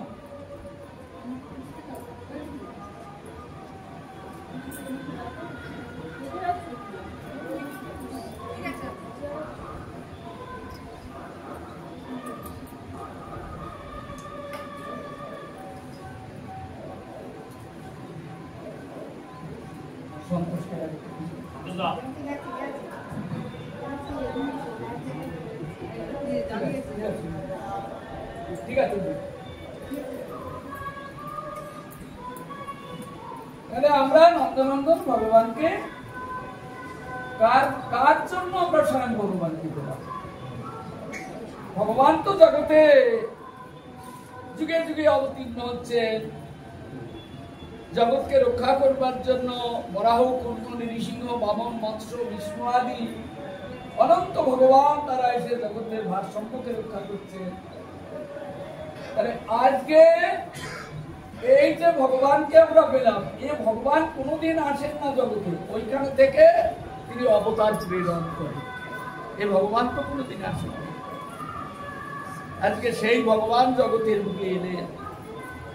হ্যাঁ, এই জন্য এখানে আমাদের প্রশ্ন থাকতেই পারে, প্রথম মন্বন্তরে ভগবান এলেন না, দ্বিতীয় মন্বন্তরে ভগবান এলেন না, এমনি করে 6 মন্বন্তর চলে গেল, ভগবান এলেন না। এই সপ্তম মন্বন্তরে অষ্টবিংশ চতুর্যুগের দাপরের শেষ ভাগে তিনি গোলক থেকে ভূলোকে নেমে এলেন। কেন? আগে তো আসেননি, তিনি পরেও তো আসতে পারতেন। এই সপ্তম মন্বন্তরে না এসে 14 মন্বন্তরে ব্রহ্মার একদিন হয়, অর্থাৎ ব্রহ্মাণ্ড বিস্তৃতি 14 মন্বন্তর। সপ্তম মন্বন্তরে না এসে তিনি দশম মন্বন্তরে আসতে পারতেন। প্রশ্ন হতে পারে, হ্যাঁ, কিন্তু এই সপ্তম মন্বন্তরে তিনি এলেন কেন? এই ভাগবতের আজকে যে ঘটনাটা আমরা আস্বাদন করছি, এর জন্য ভগবানের নেমে আসতে ভক্তের বাক্যকে রক্ষা করবার। এমন কোন অভিশাপ আগে কোনদিন হয়নি যে ভগবানের নেমে আসতে হবে এই জগৎ। কেননা ভগবানের লোকের অভাব নেই, তারা যে কোনো কেউ এসে জগৎকে চালাতে পারে, তার জন্য নিজের আসার কোনো প্রয়োজন হয়তো এতদিন থাকেনি, আজকে যে আসতেই হবে এমন কোনো কথা ছিল না। কিন্তু দেব পরিমাণ এদের কতদিন ধরে, দেব পরিমাণ 100 বৎসর, মানে 10,000 বৎসর। এই 10,000 বৎসর এই বৎসরে পূর্ণ হয়ে যাবে। এই বৎসরে 10,000 বৎসর পূর্ণ হয়ে যাবে। এই জন্য এই ভাদ্র মাসে রোহিণী নক্ষত্র, কৃষ্ণাষ্টমী তিথি, এক বিরাট ঝড় জলের রাত্রিতে তিনি নন্দ এবং যশোদার পুত্র রূপে মধুর বকুল নামক ব্রজভূমিতে তিনি এসে অবতীর্ণ। এই বাক্যকে রক্ষা করতে এতক্ষণ ধরে আমরা কথা বলছি, এই কথাটাই হলো আসল কথা। এইটাকে প্রস্ফুটিত করবার জন্য এত কথা, এত কিছু বলা হচ্ছে। এইটা সেই দুটি বৃক্ষ দাঁড়িয়ে আছে। হ্যাঁ, কালকে 10,000 বৎসর পূর্ণ হয়ে যাবে। তাই আজকে রাত্রিরে ওইখানে বদ্ধ দশায় তিনি পড়ে আছে। কাল সকালে তো আমাকে ওই দুটো খরচ করতেই, হ্যাঁ, কালকে 10,000 বৎসর পূর্ণ হয়ে যাবে। আর এরাও মাথা উঁচু করে ভগবানকে ডাকছেন, হে ভগবান তুমি কবে আসবে, তুমি কবে আসবে, হে প্রভু আর তো সইতে পারি না, হ্যাঁ, আর সইতে পারি না, তুমি কৃপা করে এসে এই বৃক্ষ জনম থেকে আমাদের পরিত্রাণ করো। হ্যাঁ, ঋষিপাদ নারদের অভিশাপে আমরা স্বর্গের দেব স্বরূপ শরীর আমাদের, আমরা আজকে বৃক্ষ হয়ে এই দুঃখে দুঃখে কাল করছি, দুঃখে দুঃখে। অতএব তুমি কৃপা করে এসো। তাই এই বৃক্ষের ডালগুলি যেন উপরের দিকে সব ধাচ্ছে, মানে গগনচুম্বী আকাশের দিকে তাকিয়েছে আছে, কবে তিনি নেমে আসবে। ভগবান তলার থেকে ওঠেন না, উপর থেকে নেমে আসে। হ্যাঁ, কেননা গোলক ধাম এবং বৈকুণ্ঠ ধাম উপরের দিকে, নিচের দিকে নয়। তাই আজ ভগবান, সেই ভগবান নেমে এসে নন্দের পুত্র রূপে আজকে তিনি এই লীলা বিহার করছেন এই গোকুল নামক ভূমিতে। আজকে যা কিছু ঘটছে, মা যশোদা যা কিছু করেছে, এগুলো নিমিত্ত মাত্র, কারণ হলো ভগবানের উদ্দেশ্য সার্থক করা। তাই ভগবান এই বন্দী দশায় আজকে দাঁড়িয়ে আছেন নন্দ ভবনের এক প্রান্তে, মা যশোদার বেনুনির তনির বন্ধনে উদুকলের সঙ্গে বদ্ধ হয়ে দাঁড়িয়ে আছেন, সখাগণের সঙ্গে খেলছেন। সখারা আনন্দ করছে, কানাই টান টান, সখারা কানাই বলছে, আরে ঠেল ঠেল, পিছন দিক দিয়ে ঠেল, যেন তের চালে না যায়, সমান ভাবে বাঁধিয়ে দিবি কিন্তু। হ্যাঁ, দেখুন তো ভগবান হাপুর হেঁটে টানছেন যেন গরু, গরু যেন গাড়ি টানছে, গরু এইভাবে টানতে টানতে টানতে টানতে ওই বৃক্ষ দুটি এত মোটা হয়েছে, ভেতরে অল্প একটু জায়গা আছে, দুইদিকে বিরাট বিশাল বিশাল বৃক্ষ। হ্যাঁ, এইবার টানতে টানতে নিয়ে যখন বৃক্ষের কাছে গেছে, তখন ভগবান কি করেছেন, ওই বৃক্ষ দুটিকে পরশ করে ওখানেই চলে গেছে। গিয়ে ভগবান যখন দড়িতে টান দিলেন, তখন ওই বৃক্ষ দুটি সঙ্গে উৎপাদিত হয়ে বিরাট শব্দ করে পতিত হল। সমস্ত ব্রজভূমি কম্পিত হয়ে গেল। বিরাট শব্দ যেন একেবারে গিরিরাজে যেখানে আজকে ইন্দ্রজাল, সে সমস্ত জায়গা পর্যন্ত এর শব্দে একেবারে ভীত সন্ত্রস্ত করে দিল ব্রজবাস। কি হয়েছে? গোকুলে আজকে একটা কিছু, মা বিস্মিত হচ্ছে, বেঁধে রেখে এসেছিলাম কি সবাই সন্ত্রস্ত, বিস্ময়কর। ছাড় নয়, জল নয়, কোনো কিছু নয়, দুটি বৃক্ষ সমূলে পতিত হয়ে গেল। নন্দ বাবা সংবাদ পেয়ে এখান থেকে ছুটছেন, গোকুলে নিশ্চয়ই কোনো অমঙ্গল হয়েছে। নন্দ বাবা কি মনে করছেন? আজ আবার কোন রাক্ষসী বা কোন রাক্ষস মনে পড়ছে সেই পুতনা রাক্ষসীর কথা, মনে পড়ছে তৃণাবর্তের কথা, মনে পড়ছে শপথশিবের কথা, যা চাক্ষুষ তিনি শুনেছেন এবং দেখেছেন। আজকে নিশ্চয়ই আবার কোন ব্রজে কোন এরকম অসুখ, এই অংশের অনুচর নিশ্চয়ই প্রবেশ। আজকে আমি বাড়িতে নেই, একটা ব্রজবাসী তারাও বাড়িতে নেই, আছে কিছু বুড়ো বুড়ি, এরা তো গোকুল রক্ষা করতে পারবে না। জানি না আজ যশোদাকে রেখে এসেছি একাকিনী, তার পুত্রকে নিয়ে এসে ঘরে আছে। এই সুযোগটা নিয়ে নিশ্চয় আজ কোন বড় অসুর এসে প্রবেশ করেছে, আমার পুত্রকে মৃত্যুদণ্ড দেওয়া হচ্ছে। এই কংসের প্ররোচনা।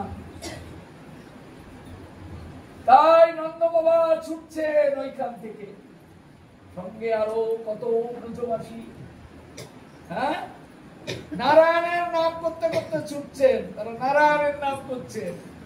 হ্যাঁ, নারায়ণের নাম করছেন কেন? বারবার আমার পুত্রের অমঙ্গল এসে উপস্থিত হচ্ছে, আর নারায়ণ কৃপা করে আমার পুত্রকে রক্ষা করছে। হ্যাঁ, তাই নিশ্চয়ই নারায়ণ আজ আমাদের পুত্রকে রক্ষা করুন। হে নারায়ণ, হে নারায়ণ, আমার পুত্রকে রক্ষা করুন, রক্ষা। নারায়ণের নাম করতে করতে স্বভাব, হ্যাঁ, ভীত সন্ত্রস্ত কাঁদছে। তখন ভোর হয়ে গেছে, মা যশোদা কার্যে রত,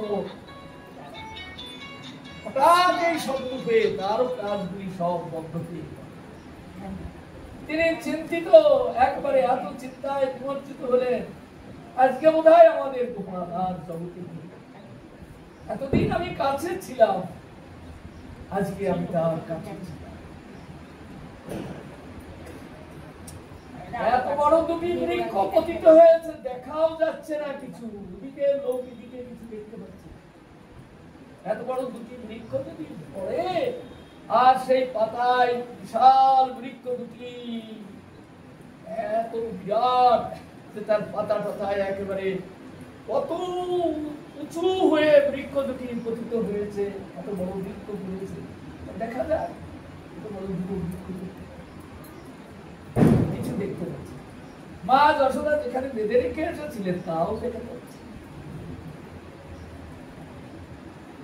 এখন মা যশোদা কৃষ্ণের এই প্রকার অমঙ্গল চিন্তা করে তিনি একেবারে এই তো প্রাণ হারিয়ে আগে বসে আছে। মানে প্রাণ আছে কিন্তু প্রাণে কোনো কাজ করছে না, কাউকে ডাকতেও পাচ্ছেন না, গলার কণ্ঠস্বর রুদ্ধ হয়ে গেছে, ডাকতে পাচ্ছেন না। মানে ভয়টা এত পরিমাণ হচ্ছে যে তিনি শব্দটা গলার থেকে বের করে কাউকে ডাকবেন, ওরে তোমরা কি কোথায় আছো একটু দেখে দিন, কেউ বুঝতে পারছে না। হ্যাঁ, এদিকে নন্দনন্দন যখন বৃক্ষ দুটিকে স্পর্শ করলেন, তখন স্পর্শ করে ওদিকে চলে গেলেন। সখারা বলছে, কানাই টানবে, এবার টানবে কেন? টান দিলে তো ওই যে দড়িটা ছিঁড়ে যাবে, তখন আমাদের সঙ্গে এসে একবারে পরমানন্দে আমরা খেলা করবো, এবার টানবে। কানাই বলছে, এই তো আমি টান দিচ্ছি। আর টান আর কে দেয়? দুটি বৃক্ষ সমলির বিরাট শব্দ হয়ে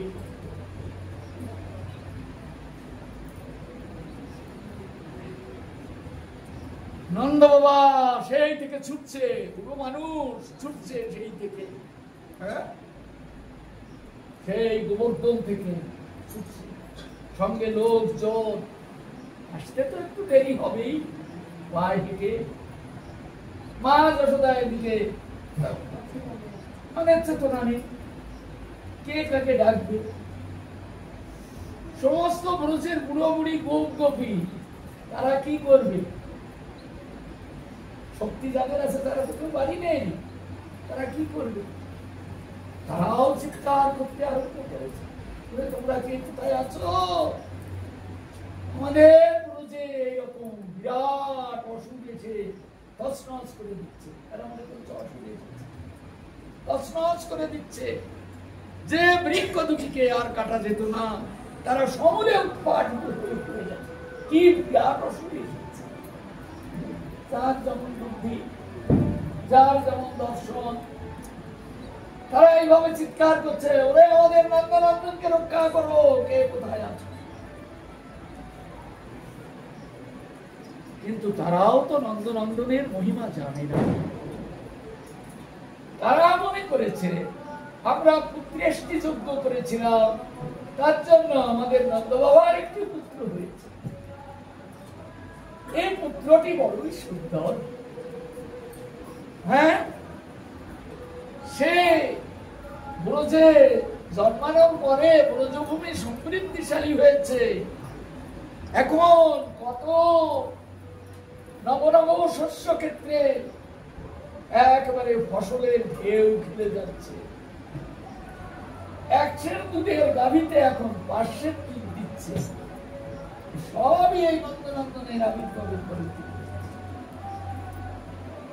আজকে সেই ব্রজের প্রাণ নন্দনন্দন আজ বোধহয় চিরতরে বিদায় হয়ে গেল। দেখতে পাচ্ছি না, হ্যাঁ, চিরতরে যেন বিদায়। তাই তারা সেই নন্দনন্দনের ভয় আসতে লাগে। যেমন তৃণাবর্তের ঝড়ের সময় যেমন কারণ চোখ খোলার ক্ষমতা ছিল না, তৃণাবর্তের কারণ চোখ খোলার ক্ষমতা ছিল না, তারা নীরবে দাঁড়িয়ে দাঁড়িয়ে শুধু ভয়ের আশঙ্কাটা করেই তারা সময় কাটিয়েছে। নন্দনন্দনকে বোধহয় আর আমরা দেখতে পাই। আজ তাদের ভয় আরো পরিবর্তিত হয়েছে, কেননা এরকম তো ঘটছে। তাই তারা ওই রকম দাঁড়িয়ে দাঁড়িয়ে কেউ একটু চিৎকার করছে, কেউ স্বপ্ন বদনে দাঁড়িয়ে আছে। এখন আমরা কি করবো? আমরা তো একটা নাম সরাতে পারি। আবার কেউ বলছে নন্দনন্দন কোথায়, জবাব দেবে কে? মা তো কথাই বলতে পারছে না, জবাব দেবে কে? মা আগেই অচৈতন্য হয়ে গেছে, নন্দনন্দন কোথায় গেছেন তারা বলে দিয়ে। সেই জন্য মুখের স্বর নেই, চেতনা নেই, বিরহ ব্যথা। এখন নন্দনন্দনকে দেখছে কে? দেখছে সকারা। তারা কিন্তু হাতে তালি দিচ্ছে না। হ্যাঁ, ও গায়ে এত জোর, আরে তুই বৃক্ষ উপরে ফেলে দিলি তো বাঁধনটা ছেড়ে নি। বললেন না, বাঁধনটা তো ছিল না রে ভাই, দেখ না, দেখ বাঁধা বাঁধনটা ছেড়ে নি। অত বড় বিরাট দুটি গাছ উপড়ে পড়ে গেল সঙ্গে, কিন্তু বাঁধন ছিল না। পূর্বেই আমরা সাধন করেছি এটা বাৎসল্য প্রেমের বাঁধন। ভগবান শত চেষ্টা করলেও এই বাঁধন ছিঁড়তে পারবেন না। যদি এই বাঁধন তিনি ছেড়েন, তাহলে তিনি যে 4 প্রকার প্রেম নিয়ে বৃন্দাবনে এসেছেন, এই প্রেমের মাধুরীমাকে তিনি নিজেই নষ্ট করবেন। হ্যাঁ, তিনি তার বাক্যকে রক্ষা করতে পারবেন না। তাই ভগবান কখনো তার বাক্যকে লঙ্ঘন করবেন? আদর্শের ক্ষেত্রে, অন্য ক্ষেত্রে হলে হয়তো লঙ্ঘন করতেন। আমার ভক্ত বলেছে তাই আমি করেছি, কেননা আমার থেকে আমার ভক্ত বড়। কিন্তু এক্ষেত্রে ঋষিপাদ নারদ বলেছেন, আজ দেব পরিমাণ 100 বৎসর পূর্ণ হয়ে যাচ্ছে,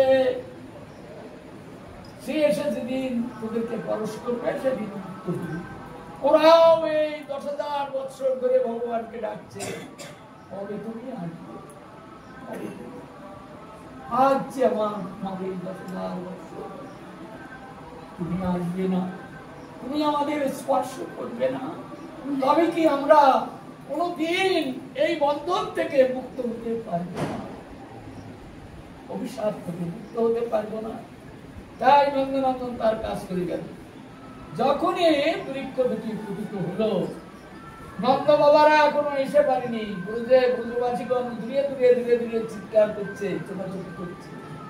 তখন ওই বৃক্ষের মধ্য থেকে দুটি মূর্তি বেরিয়ে এলো। বৃক্ষ দুটি পতিত হলো, বৃক্ষের ভেতর থেকে দুটি মূর্তি উপস্থিত হলো। হ্যাঁ,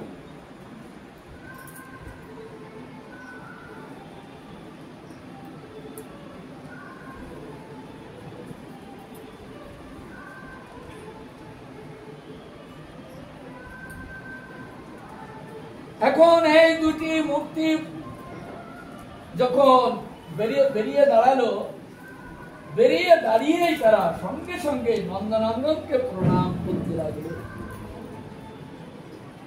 প্রণাম করতে লাগলো।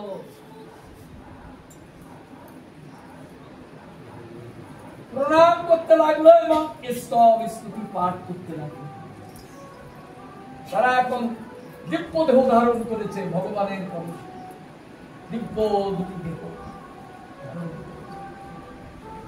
আর আগে যে দেহটা ছিল তাতে যে জ্ঞান ছিল, তার থেকে শত শত গুণ জ্ঞানে তারা এখন মূর্তিমন্ত হয়ে নন্দনন্দনকে দর্শন করছে।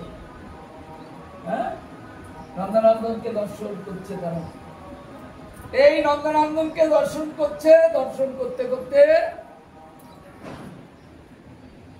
তারা স্তব পাঠ করছে। নন্দনন্দনকে দর্শন করে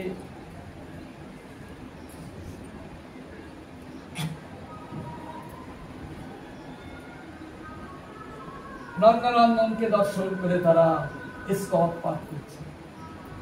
হে ভগবান, হে করুণাময়, হে জগতের হিতকারী, হে জগতের অমঙ্গল বিনাশকারী, হে সর্বশক্তির শিরোমণি, আমরা আজ আপনার চরণে জানাই কোটি কোটি প্রণাম। আপনি ভক্ত বৎসল, ভক্তের বাক্যকে রক্ষা করবার জন্য আজ আপনার আগমন। ভক্তের বাক্যকে, কেননা ঋষিপাদ নারদ যদি আমাদের অভিশাপ না দিতেন, তাহলে আমরা আপনাকে দর্শন করতে পারতাম।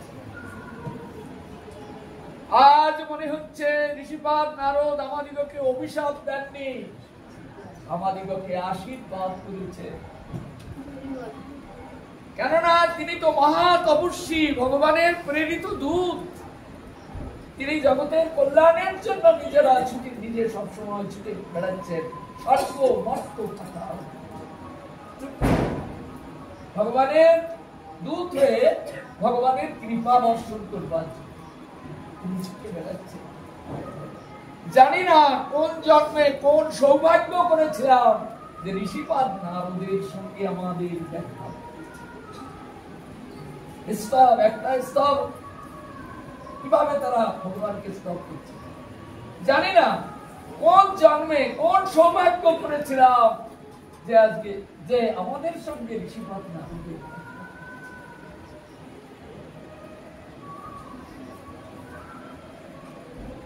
বহুধা তব বাক্যেন দুঃখ শান্তির ভবিষ্যতি যদি ভাগ্যম ভবের ভুরি ভবত দর্শনম তদা। বললেন বহু জন্মের সৌভাগ্য যদি কোন সময় কারুর শরীরের মধ্যে এসে পুঞ্জীভূত হয়, বহু জন্মের সৌভাগ্য একত্রিত হয়ে যদি কারুর শরীরের মধ্যে এসে পুঞ্জীভূত হয়, তখন ভাবাদৃশ বৈষ্ণবগণের সঙ্গে তার দেখা। জানি না কোন জন্মে কোন পুণ্য করেছিলাম যে ঋষিপাদ নারদের সঙ্গে আমাদের দেখা হয়েছে। তিনি সকলকে ভগবত ধর্মের উপদেশ করেন, সবাইকে যাকে দেখে ভগবত ধর্মের উপদেশ করেন। ভগবানকে ডাকো, ভগবানকে ডাকো, হ্যাঁ, ভগবত ধর্মের উপদেশ করে। আমাদের বিগর্হিত কর্ম দেখে তিনি আমাদের ভগবত ধর্মের উপদেশ না করে তিনি আমাদের লাগালেন অভিশাপ। সত্য সত্যই আমাদের যে অবস্থা হয়েছিল তা ভগবান বলে আমাদের স্মৃতির মাঝে কিছু জাগরিত ছিল, মাথায় কিছু ছিল না। ভগবান কেমন, তার কি কর্ম, তিনি কি চান, কি কর্তব্য অকর্তব্য, সেসব জ্ঞান আমাদের ছিল না। স্বর্গের মদিরা পান করে অপ্সরাগণের সঙ্গে অবৈধ ভাবে গঙ্গাকে অপবিত্র করছিলাম। তাই ঋষিপাদ নারদ তিনি আমাদের দেখে আমাদের যাতে কল্যাণ হয় সেই কল্যাণের ব্যবস্থা করবার জন্য তিনি আমাদেরকে অভিশাপ, তার অভিশাপে আমরা এই ব্রজভূমিতে এসে জন্মগ্রহণ করলাম। কেননা স্বয়ং ভগবান এই বৃন্দাবন ছাড়া আর কোথাও আসেন না। যদি অন্য কোনো জায়গায় জন্মগ্রহণ করতাম তাহলে স্বয়ং ভগবান হ্যাঁ, তো স্বয়ং ভগবান তো এই বৃন্দাবনই আসেন, অন্য কোনো জায়গায় স্বয়ং ভগবান তো যান না। স্বয়ং ভগবান গোলক থেকে ভুলোকে নামবেন বলে যোগমায়াকে দিয়ে এই বৃন্দাবন সৃষ্টি করেছেন, আর স্বয়ং ভগবান সেই বৃন্দাবন। ঋষিপাদ নারদের বাক্য, ভক্তের বাক্য, ভগবত বাক্য অপেক্ষাও দেখলাম আরো বেশি শক্তি। কেননা কোন কোন জায়গায় দেখা যায় তারা এখন এত জ্ঞানের অধিকারী হয়েছে, কোন কোন জায়গায় দেখা যায় ভগবান নিজের বাক্যকে লঙ্ঘন করেন আর ভক্তের বাক্যকে গুরুত্ব দেন। যা কুরুক্ষেত্রের যুদ্ধে হয়েছে, বিশ্বদেব বলেছিলেন কৃষ্ণ যুদ্ধ করবে না, আমি বলছি কৃষ্ণকে আমি যুদ্ধ করাবো। কৃষ্ণ যুদ্ধ করবে। কৃষ্ণ অর্জুনকে বলেছেন আমি যুদ্ধ করবো না, আমি শুধু রথের সারথি হব। অনেক কথা, সে কথায় যাবো না, অতটুকু কথা বলতে, সংক্ষেপে আমাদের উত্তরটা চাই। বিশ্ব বলেছিলেন ওকে আমি যুদ্ধ করাবো না। ভগবান বললেন এই তো ঠেকে গেলাম।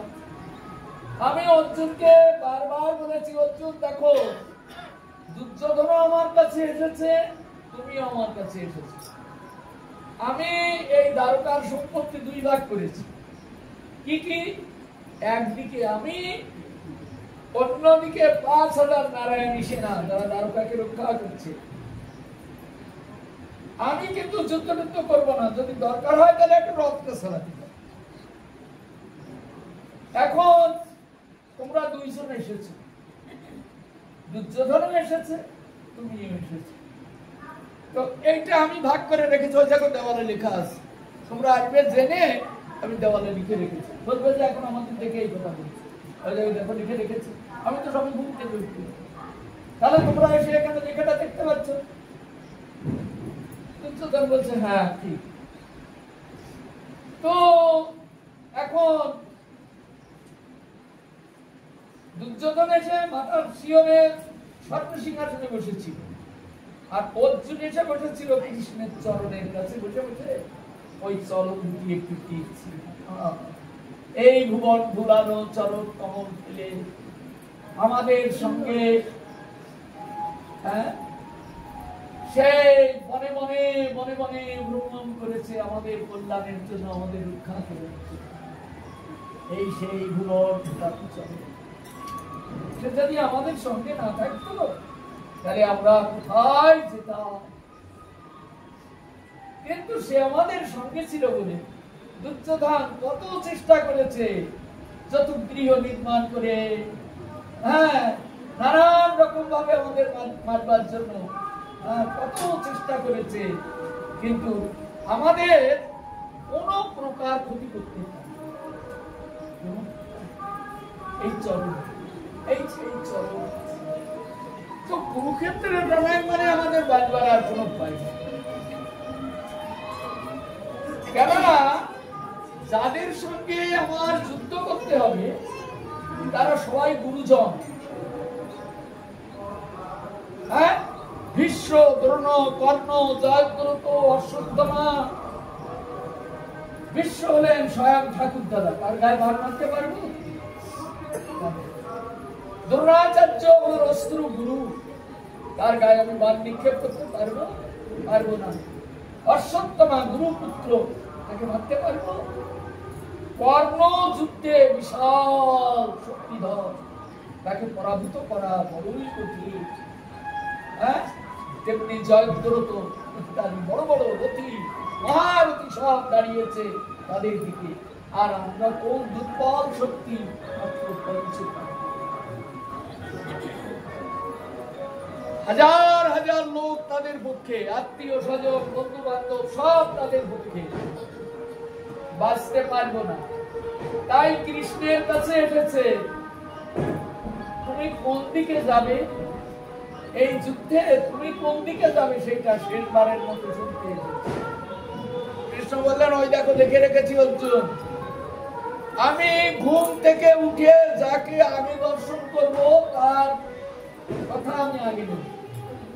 আমি দুর্যোধন এসে মাতার শিয়রে কখন বসে আছে তা আমি জানি না, তুমি চরণের কাছে আসো, তাই ঘুম থেকে উঠে তোমাকে আমি দেখতে পাই। এখন তোমরা দুইজন এসেছো, বলো অর্জুন তুমি কি চাও? অর্জুন বললেন যে অর্জুন চিন্তা ভাবনা করেছে, করা হয়ে গেছে চিন্তা ভাবনা, কেননা এই যুদ্ধে আমরা বাঁচতে পারবো।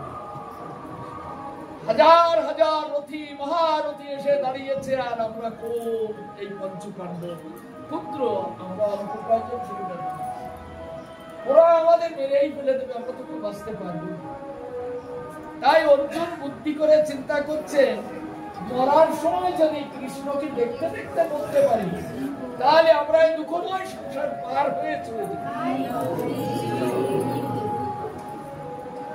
তাহলে এই আর ওই ৫০০০ নারায়ণী সেনারা মারার দরকার, আমি কৃষ্ণকেই চাই। আর দুর্যোধন ওইখানে বসে বসে মনে করছো যেন নারায়ণী সেনাগুলো না চায়, তারা সব প্রতি মহারথী, দ্বারকাকে কৃষ্ণের সব সৈন্য, দ্বারকাকে রক্ষা করে, ওরাও সব রথী মহারথী। ওরা যদি আমার পক্ষে থাকে না, পাণ্ডবদের একদিনে উড়িয়ে দেবো কোথায়। এই জন্য অর্জুন যেন ওই সৈন্য উড়িতে না চায়, মনে মনে চিন্তা করছে। আর বুদ্ধিদাতা কিন্তু ভগবান, তুমি যে একটা কথা বলবে সেটা সঠিক হবে কিনা, যদি ভগবান কারণ ফেভারে থাকে তাহলে সেটা সঠিক, আর যদি ভগবান আনুকূল্যে না থাকে তাহলে এমন একটা কিছু বলবে যাতে তোমার ক্ষতি হবে। এই জন্য সর্বত্র ভগবান, তারই কৃপা, ভগবানের দান, ভগবানের করুণা, তার করুণা ছাড়া কিছু হয় না। এখন অর্জুন মনে মনে চিন্তা করছে, এই এতদিন ধরে মনে মনে অজ্ঞাতবাসে তুমি আমাদের বাঁচিয়ে নিয়ে এলে, এবার তো আর বাঁচতে পারবো না, এবার তুমি যুদ্ধ করবে না, তুমি আমাদের যুদ্ধ করে বাঁচাবে। নিত্য অবধান।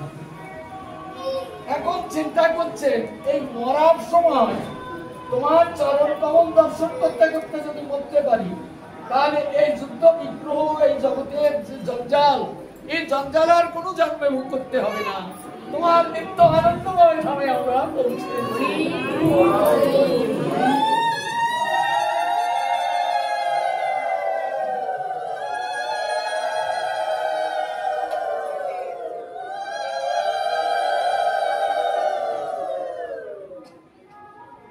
এই জন্য অর্জুন বলছেন, হে প্রভু, আমরা তোমার সৈন্য চাই না, আমরা শুধু তোমাকে চাই।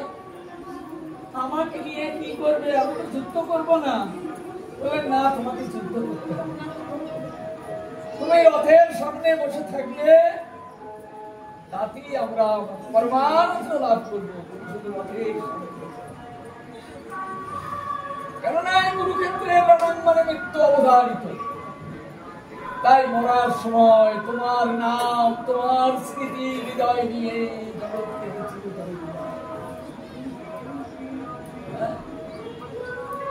দুর্যোধন শুনে খুব খুশি হলো। ওকে নিয়ে আমি করবো কি? ওর মতো রথী মহারথী আমার কত রয়েছে। তাহলে একবার কৃষ্ণ বলছেন, তাহলে দুর্যোধন তুমি বলো এইবার। বলেন, আমার আর বলার কি আছে?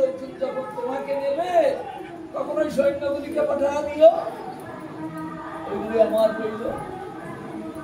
হ্যাঁ, শুনলেন কৃষ্ণ যুদ্ধ করবে না, সে পাণ্ডবদের রথের সারি। এই কথা শুনে ভীষ্ম বললেন, কৃষ্ণ যুদ্ধ করবে না, আমি তাকে যুদ্ধ করাবো। ভগবান বললেন, আমি যুদ্ধ করব না, আর ভীষ্ম বলল তাকে আমি যুদ্ধ করাবো। এখন ভগবানের কথা থাকবে না ভীষ্মের কথা? যুদ্ধক্ষেত্রে প্রকৃতপক্ষে ভগবান যখন চিন্তা করলেন, ভীষ্ম বলেছে আমাকে যুদ্ধ করাবে, আর আমি বলেছি আমি যুদ্ধ করব, কিন্তু আমার বাক্যটা তো বড় নয়। ভীষ্ম সে আমার জন্য কত তপস্যা করেছে, কত ধ্যান করেছে, কত সাধন করেছে, কত জন্ম, এই জন্মে এসে আটকে গেছে। হ্যাঁ, কেননা সে কথা দিয়েছে যারা এই ক্ষমতায় থাকবে, রাজ্যের ক্ষমতা সম্পন্ন যারা হবে, সে তাদের পক্ষে। এই যে কথা দিয়েছে, এই কথা রক্ষার জন্য সে দুর্যোধনের পক্ষে আছে। কিন্তু সে কি জানে না পাণ্ডবরা ভালো করছে না কৌরবরা ভালো করছে? মানে জেনে শুনে আজকে কথায় আটকে আছে, সে অন্য বিরোধে থাকছে। আর সে বলছে আমাকে সে যুদ্ধ করে। তা আমি তো বলেছি আমি যুদ্ধ করবো না, তার বাক্য যুদ্ধ রক্ষা হবে না, তাই আমাকে যুদ্ধ করতেই হবে। এই জন্য যেদিন ভীষ্মের বাণ অর্জুনের গায়ে এসে লাগছে, ভীষ্মের বাণ, সেদিন অর্জুনের দেহটা ক্ষত বিক্ষত হয়ে রক্তে ভেসে যাচ্ছিল, তখন অর্জুন বলছে, হে সখা, আর রথ চালাতে হবে না, একবার আমার দিকে ফিরে তাকিয়ে যাও। ধনুকের ছিলা কেটে গেছে, আর ধনুক চালানো, আমার সমস্ত শরীরে বাণ বিদ্ধ হচ্ছে। ওই ভীষ্ম ঠাকুর দাদা আমাকে বাণ মারছে। অর্জুনের এই প্রকার অবস্থা দেখে কৃষ্ণ তখন ধৈর্য হারান। ভীষ্ম প্রতিজ্ঞা করেছ আমাকে তুমি যুদ্ধ করাবে, কিন্তু এখন তো আমার যুদ্ধ করতেই হবে। তুমি অর্জুনের গায়ে বাণ মারলে। অর্জুন আমার প্রিয় সখা, তাকে আমি কত ভালোবাসি, এমন যেমন বোনটাকে পর্যন্ত তার সঙ্গে বিবাহ দিয়েছি। তুমি আমার গায়ে অর্জুনের গায়ে বাণ মারলে। এই জন্য ভগবান যুদ্ধ করবে না, অস্ত্র ধারণ করবে না, অস্ত্র নিল না। রথের চাকা টেনে ভেঙে এখন ভীষ্মের দিকে এগোতে লাগলো। পৃথিবী থরথর করে কাঁপতে লাগলো। ভীষ্ম মনে করেছিল আমার ইচ্ছা মৃত্যু, যেদিন আমার ইচ্ছা হবে সেদিন আমি বলবো।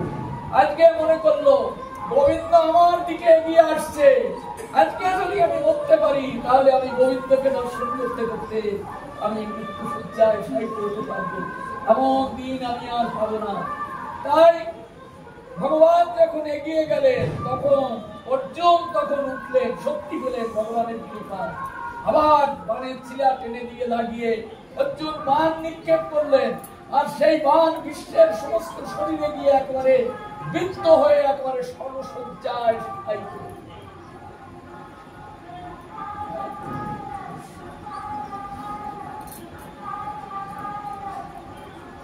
এই জন্য এখানে হে ভক্ত বৎসল ভগবান, শুনেছি ভক্তের বাক্যকে রক্ষা করবার জন্য তুমি নিজের প্রতিজ্ঞাকে জলাঞ্জলি দাও।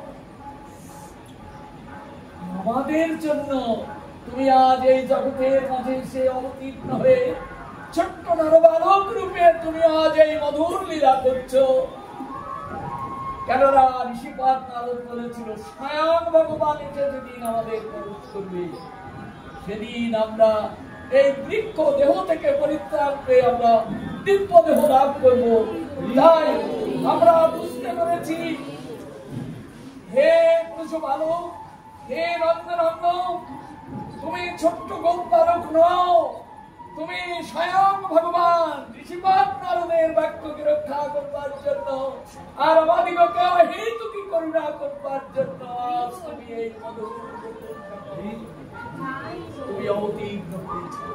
এইভাবে দুইজনে স্তব করতে লাগলেন। আগামী দিন মহাপ্রভুর কৃপা হলে এই নন্দকুমার এবং মণিগ্রীব যে স্তবগুলি করেছেন সেগুলি অত্যন্ত প্রশংসনীয় এবং আনন্দদায়ক। আমরা ওই স্তবের কিছুটা সাধন, তবে কালকে এটা হবে না। হবে না কেন? কালকে গোবর্ধন যাগ, ইন্দ্রযাগের পরিবর্তে এই গোবর্ধন যাগ এসে উপস্থিত হলো, মানে অন্নকূট। এই জন্য আগামী দিন আমরা অন্নকূট সম্পর্কে আমরা সাধন করব এবং ভগবান নন্দনন্দন যে অন্নকূট প্রসঙ্গে যে আস্বাদন দিয়েছেন সুপরিবার ব্রহ্মকুণ্ডের দিক থেকে সেই আস্বাদনটা আমাদের দিকে তিনি করুণার বাতাসে ছেড়ে দিয়েছেন। সেটি আমরা কিঞ্চিত আস্বাদন করে কালকে আমরা যতটুকু পারি আমরা কিন্তু একটা সুযোগ লাভ করব। জয় নিতাই।